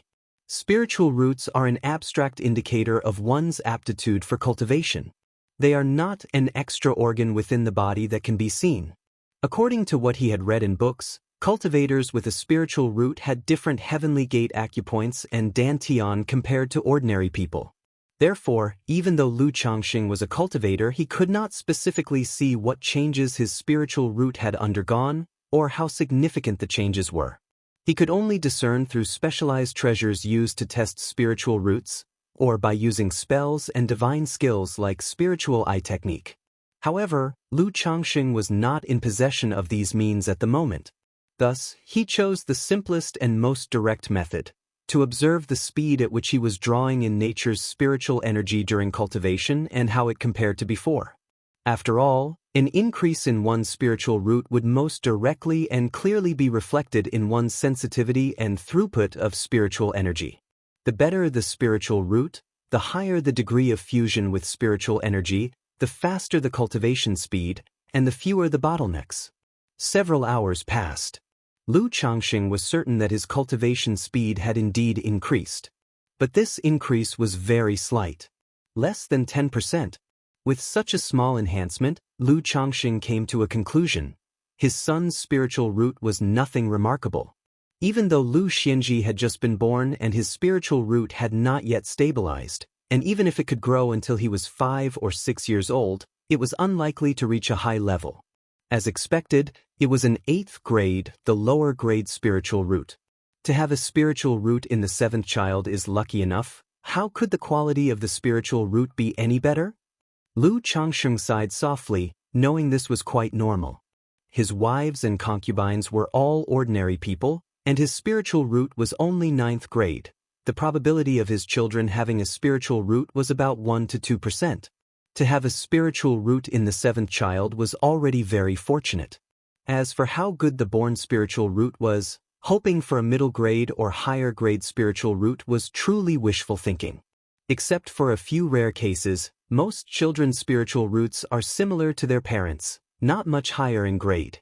Moreover, 99% of people with spiritual roots have lower grade ones. All these immortal seedlings that came to the Lu family had lower grade spiritual roots. Not a single one had a middle grade spiritual root. If you want to have more children with spiritual roots, you need to have them with a woman who has a spiritual root. If both parents have spiritual roots, especially if they are cultivators, the probability of their children having spiritual roots can be as high as 10 to 20%. Lu Changsheng thought to himself. He realized that if he continued like this, having children with ordinary women, 99% of his offspring would be mortals. Indeed, he had mixed many utilitarian intentions into his marriages and reproduction. But he didn't want to keep having children blindly. Otherwise, the children without spiritual roots could only watch as they experienced the suffering of birth, aging, sickness, and death. As for ensuring their happy growth and a blissful life, it was not a problem now with fewer children, as he could treat them all well and evenly. But what if the number of children became too many? Lu Changsheng knew that at that time, it would be impossible for him to treat them all equally without favoritism. Looking at the history of past emperors killing their sons, you would know. If he had too many, he would inevitably do the same, neglecting the children without spiritual roots.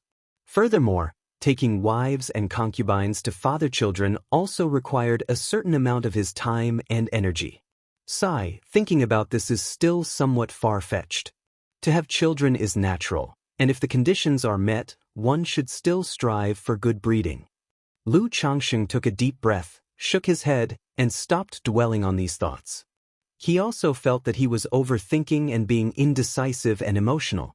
Cultivation itself is an act against the natural order. If he gets too entangled in emotions, it will be hard to go far, and he might even invite a heart demon upon himself. I wonder if I could take a woman with a spiritual root from the Lu family after becoming a talisman master. Seeing that it was already daylight, Lu Changxing got up to leave the house, ready to tell Uncle Fu about his ability to draw first-grade lower-rank talismans. Suddenly, he thought whether becoming a first-grade talisman master would allow him to marry a woman with a spiritual root from the Lu family. If it had been before, this would have been absolutely impossible. Merely wishful thinking of a live-in son-in-law, daring to covet marrying above his status. But now, with the talent he had displayed in talisman making, becoming an elementary talisman master was not impossible. As long as he wasn't trying to marry Lu Miaoga, one of the core females of the Lu family, there might be hope. If I could marry several women with spiritual roots, it would be ideal. The children born later would likely have spiritual roots. Whether for myself or for the children, it would be a good thing. However, there's no rush for now, and hurrying won't help. Lu Changxing thought. It would be good to marry a woman with spiritual roots. But he was only at the second level of qi refinement now, relying solely on his first-grade lower-rank talisman-making skill. Even if he married a woman with spiritual roots, he feared that the power balance in the marriage would not be strong and the harmony he currently enjoyed might be disrupted. Moreover, if he made such a request to the Lu family, it would definitely not be as simple as taking wives of worldly background like before. He would need to pay some sort of price. So Lu Changxing felt there was no need to rush this matter for the moment. It was something to consider when his circumstances improved. Not to mention, with his second-rank talisman-making skills, marrying a few fairies with spiritual roots would not be difficult in the future.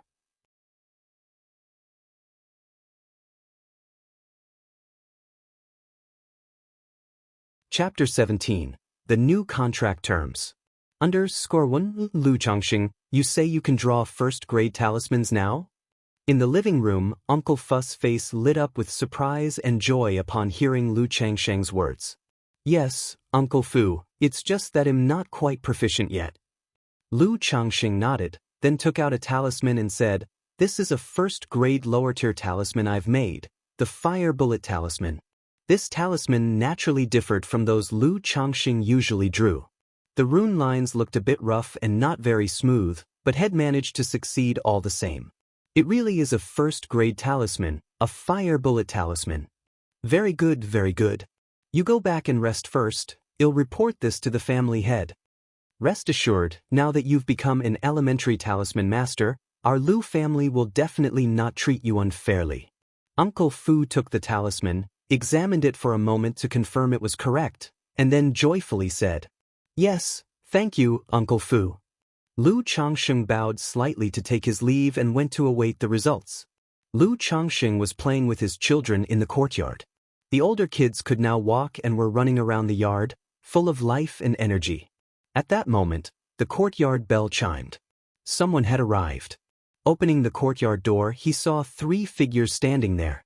They were Uncle Fu, along with the patriarch of the Lu family, Lu Yuanding, and the young Miss Lu Miaoga. Seeing the 3 of them, Lu Changxing immediately understood their purpose. It was regarding his ascension to the rank of elementary talisman master. He hadn't expected that just one day would pass before the family head came to visit. And to personally come to his doorstep, no less. I pay my respects to the family head, the young miss, and Uncle Fu. Lu Changxing hurriedly bowed and gestured for the 3 to enter, leading them to the main hall. He signaled for his wife to take the children to the back courtyard. These are all your children, right? They can walk already. Lu Yuanding, who was handsome with an air of scholarly elegance, said warmly upon seeing the kids in the courtyard. Yes, family head. Lu Changxing replied with a nod. No need to be so formal, Changxing. You've been with the family for over 2 years now, haven't you? Lu Yuanding now spoke like an elder of the family, calling Lu Changxing by his given name, Changxing. To respond to the family head, I have been with the Lu family for almost 2.5 years. Lu Changxing replied. How time flies. It's been over 2 years just like that. I hope you've been adjusting well over these past 2 years. Lu Yuanding continued. Apart from the beginning when he took some time to check on the immortal seedlings and made a couple of trips to Qingzhou Villa, he hadn't visited much thereafter. Thank you, family head. I have been doing very well these 2 years, and Uncle Fu has taken good care of me, Lu Changsheng said. Yet, in his heart, he couldn't help but think to himself that he was already 20 years old, not some 3-year-old child to be played with like this. Some actual benefits would be the real deal. At that moment, one of Lu Changsheng's wives brought in some spiritual tea to the main hall, then left after setting it down. Changsheng, Uncle Fu told me that you can now draw first-grade lower-tier talismans. Lu Yuanding then took a sip of the tea and got straight to the point.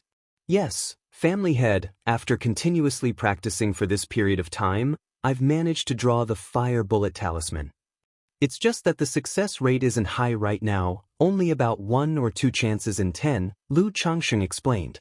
All beginnings are difficult. In just over a year, you've honed your talisman-making skill to this level and become an elementary talisman master, which is very impressive.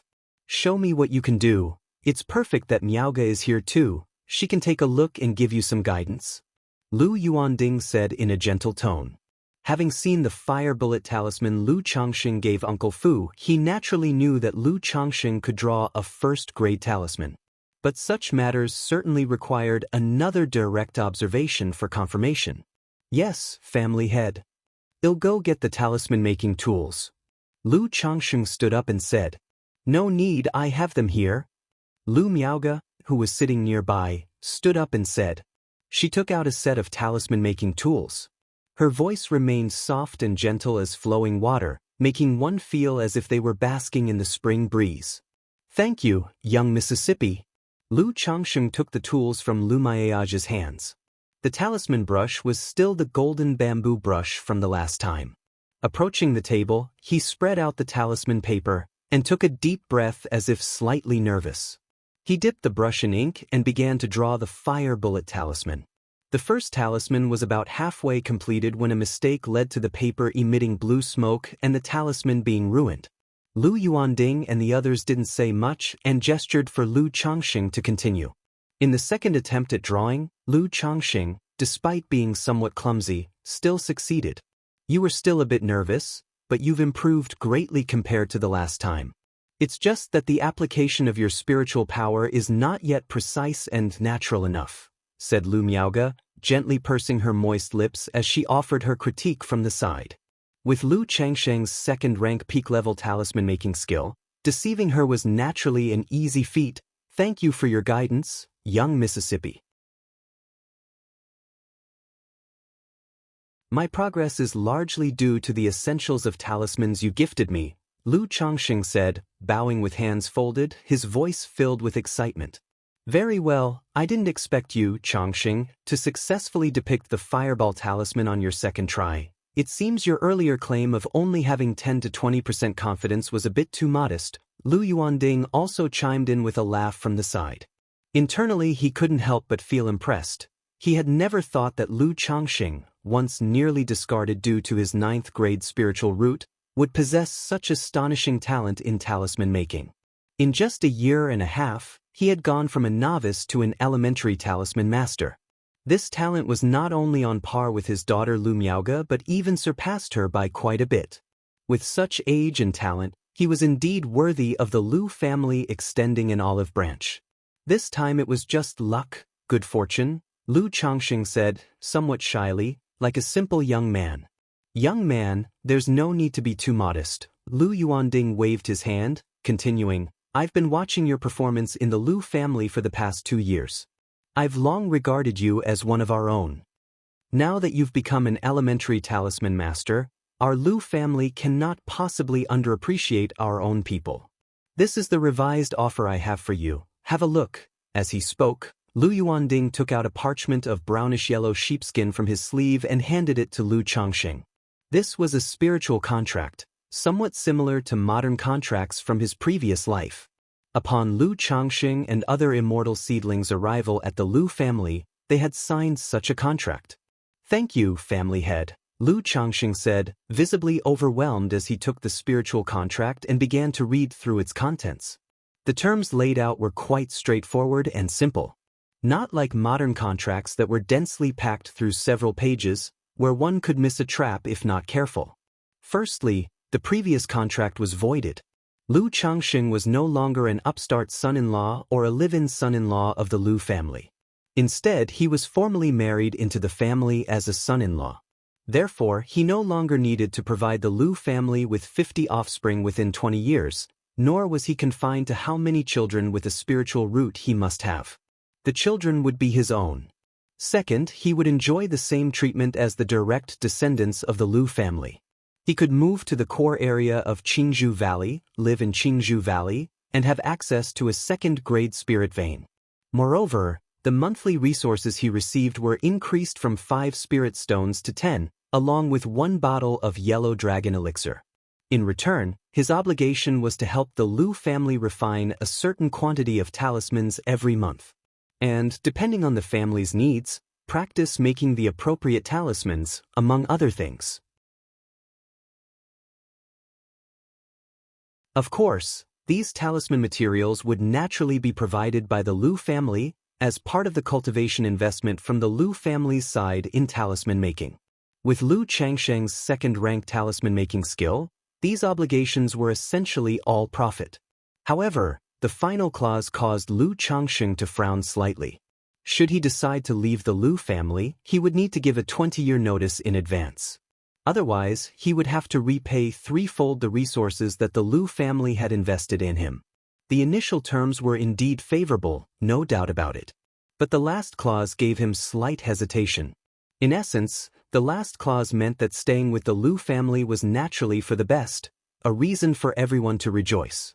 If he ever wanted to leave, there were 2 options available: either repay 3 times the resources the Lu family had invested in him over the years, essentially buying his freedom, or give the Lu family a heads up, then work for them for 20 years.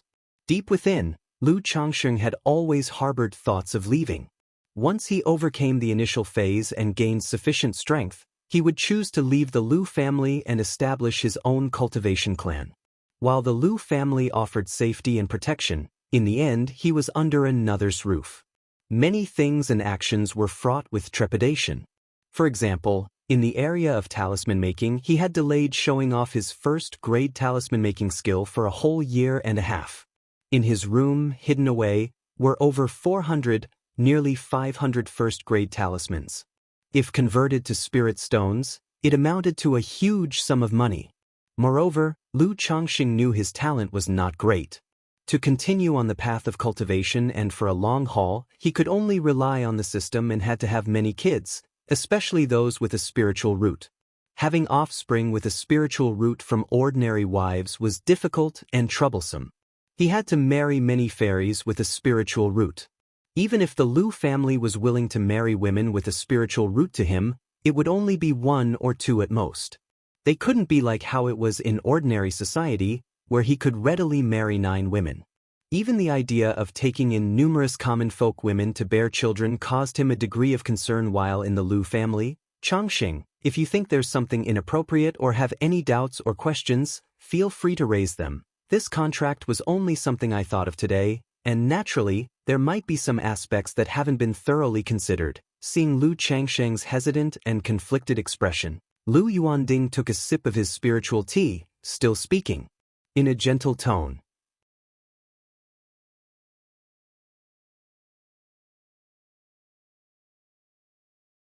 Chapter 18. The good-for-nothing son-in-law turns over a new leaf. _1 in the hall, Lu Yuanding and Uncle Fu both looked at Lu Changxing, waiting for him to make a choice. Family head, the terms here are naturally very good, and I am very satisfied with no objections, said Lu Changxing. It's just that I have 2 questions. Whom do these children belong to, me or the Lu family? And if I continue to live in the Lu family, can I still take wives and concubines? Lu Changxing spoke, saying so. He wasn't foolish enough to believe what Lu Yuanding said about thinking up the terms on the spot and suggesting he could raise any issues. Although he had become an elementary talisman master, He was still far from having the qualifications to negotiate with the Lu family on an equal footing. If he brought up leaving now, it would certainly affect how the Lu family perceived him, their viewpoint, and arrangements. Despite being dependent on others, he thought about leaving after getting through the initial stage. But for now, he still needed the protection of the Lu family to grow, and he would have to stay for a long time. Thus, negotiating terms at this point was unwise. The terms were more or less acceptable. If they were harsh, then so be it. Moreover, the contract from the Lu family was not particularly harsh to the point of being unacceptable. It was within a range that Lu Changxing could accept. After all, the Lu family had nurtured him and allowed him to safely get through the initial stage. It was normal for him to pay a price in return. Lu Changxing was also confident in himself. He believed that, once he had gotten through the early stage with the family, it would not be a big problem to repay the Lu family threefold the resources with the help of the system and his second-grade talisman skills. Not to mention, the lucre from making talismans with the materials provided by the Lu family in the future, thanks to his 100% success rate in talisman making, would earn him quite a bit. It is well known that the profits from magic artifacts, elixir medicines, and talismans are very high, bordering on excessive. Lu Yuanding, upon hearing Lu Changsheng's words, was startled and didn't know what to say for a moment. He had just seen Lu Changsheng's hesitation and thought he was struggling with the terms and treatment.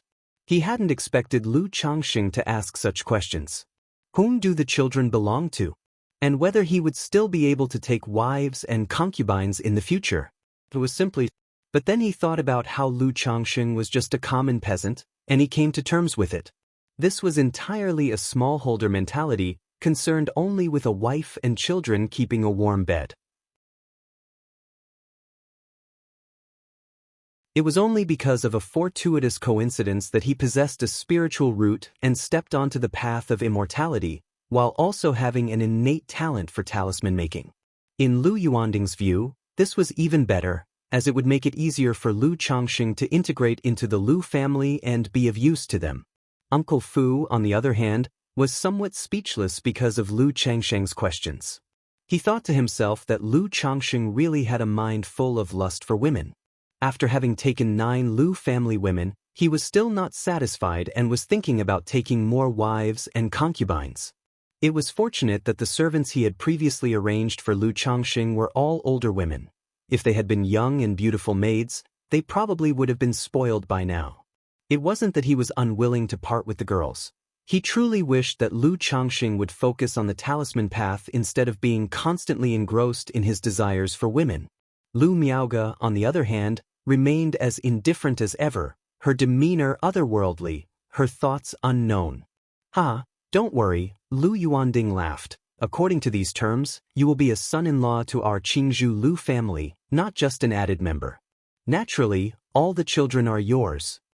As for taking wives and concubines, that's your freedom. Our Lu family naturally won't interfere, Lu Yuanding continued. They valued Lu Changxing as a person. The talents and worth that Lu Changxing displayed, a few children, and worldly women were trivial in their eyes. Thank you, family head. Then I have no other questions, Lu Changxing said as he made an obeisance with his hands. Immediately after, Lu Yuanding had Uncle Fu bring out the contract that Lu Changxing had signed earlier to dissolve it, and had a new contract signed with Lu Changxing on the spiritual contract.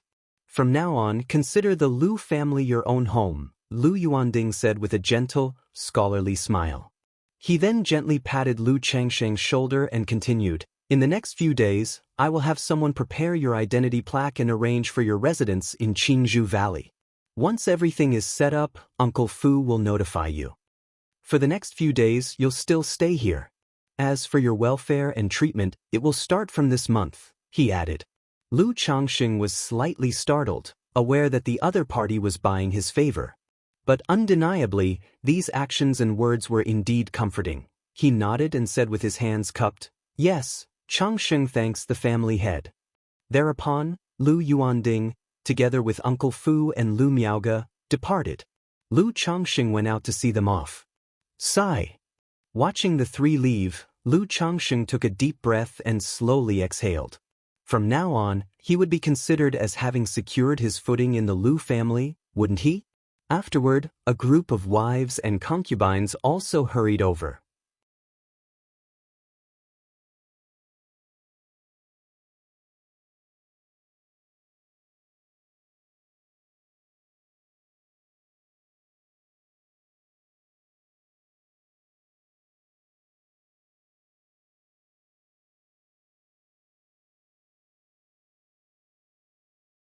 However, there are a few precautions when using a storage bag that you should be aware of. First, this storage bag only has a space of 1 cubic meter, and it can only shrink objects tenfold. Therefore, if the object is too huge, or if you store too many items inside, the storage bag will become ineffective. Later, for large items like beds and tables, you don't need to put them in as the villa in Qingzhou Valley is fully furnished. Second, the storage bag cannot contain living creatures. If you put living people or animals inside, they will surely die. So never try it on children. The third is to not flaunt wealth.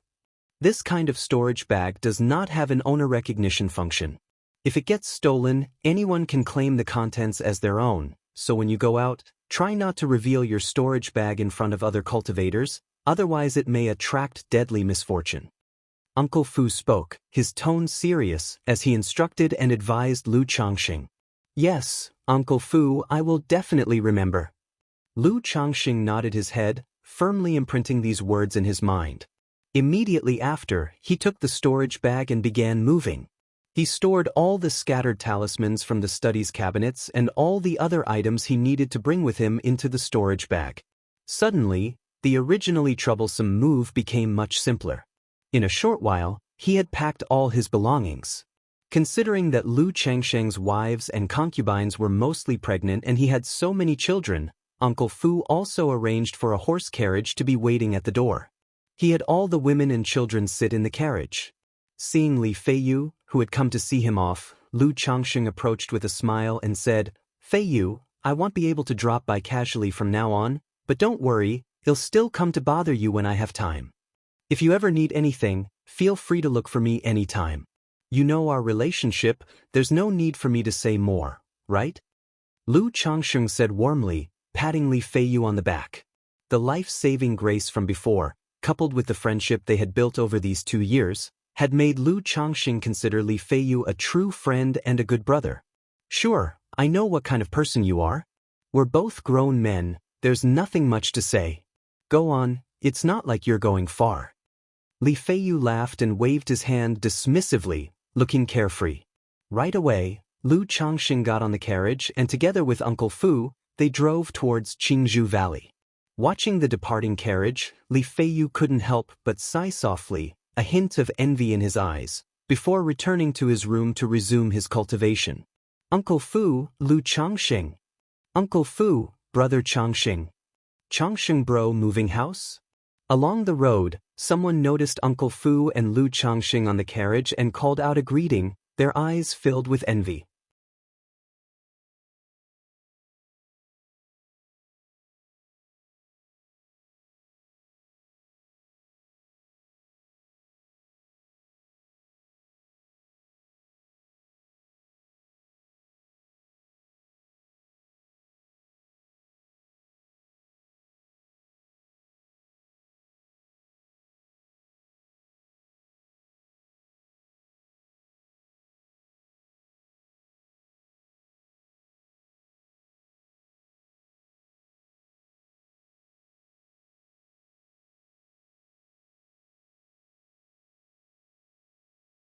"I did, and after seeing the letter, I thought that since Han Lin and the others are going, I might as well go too to get together.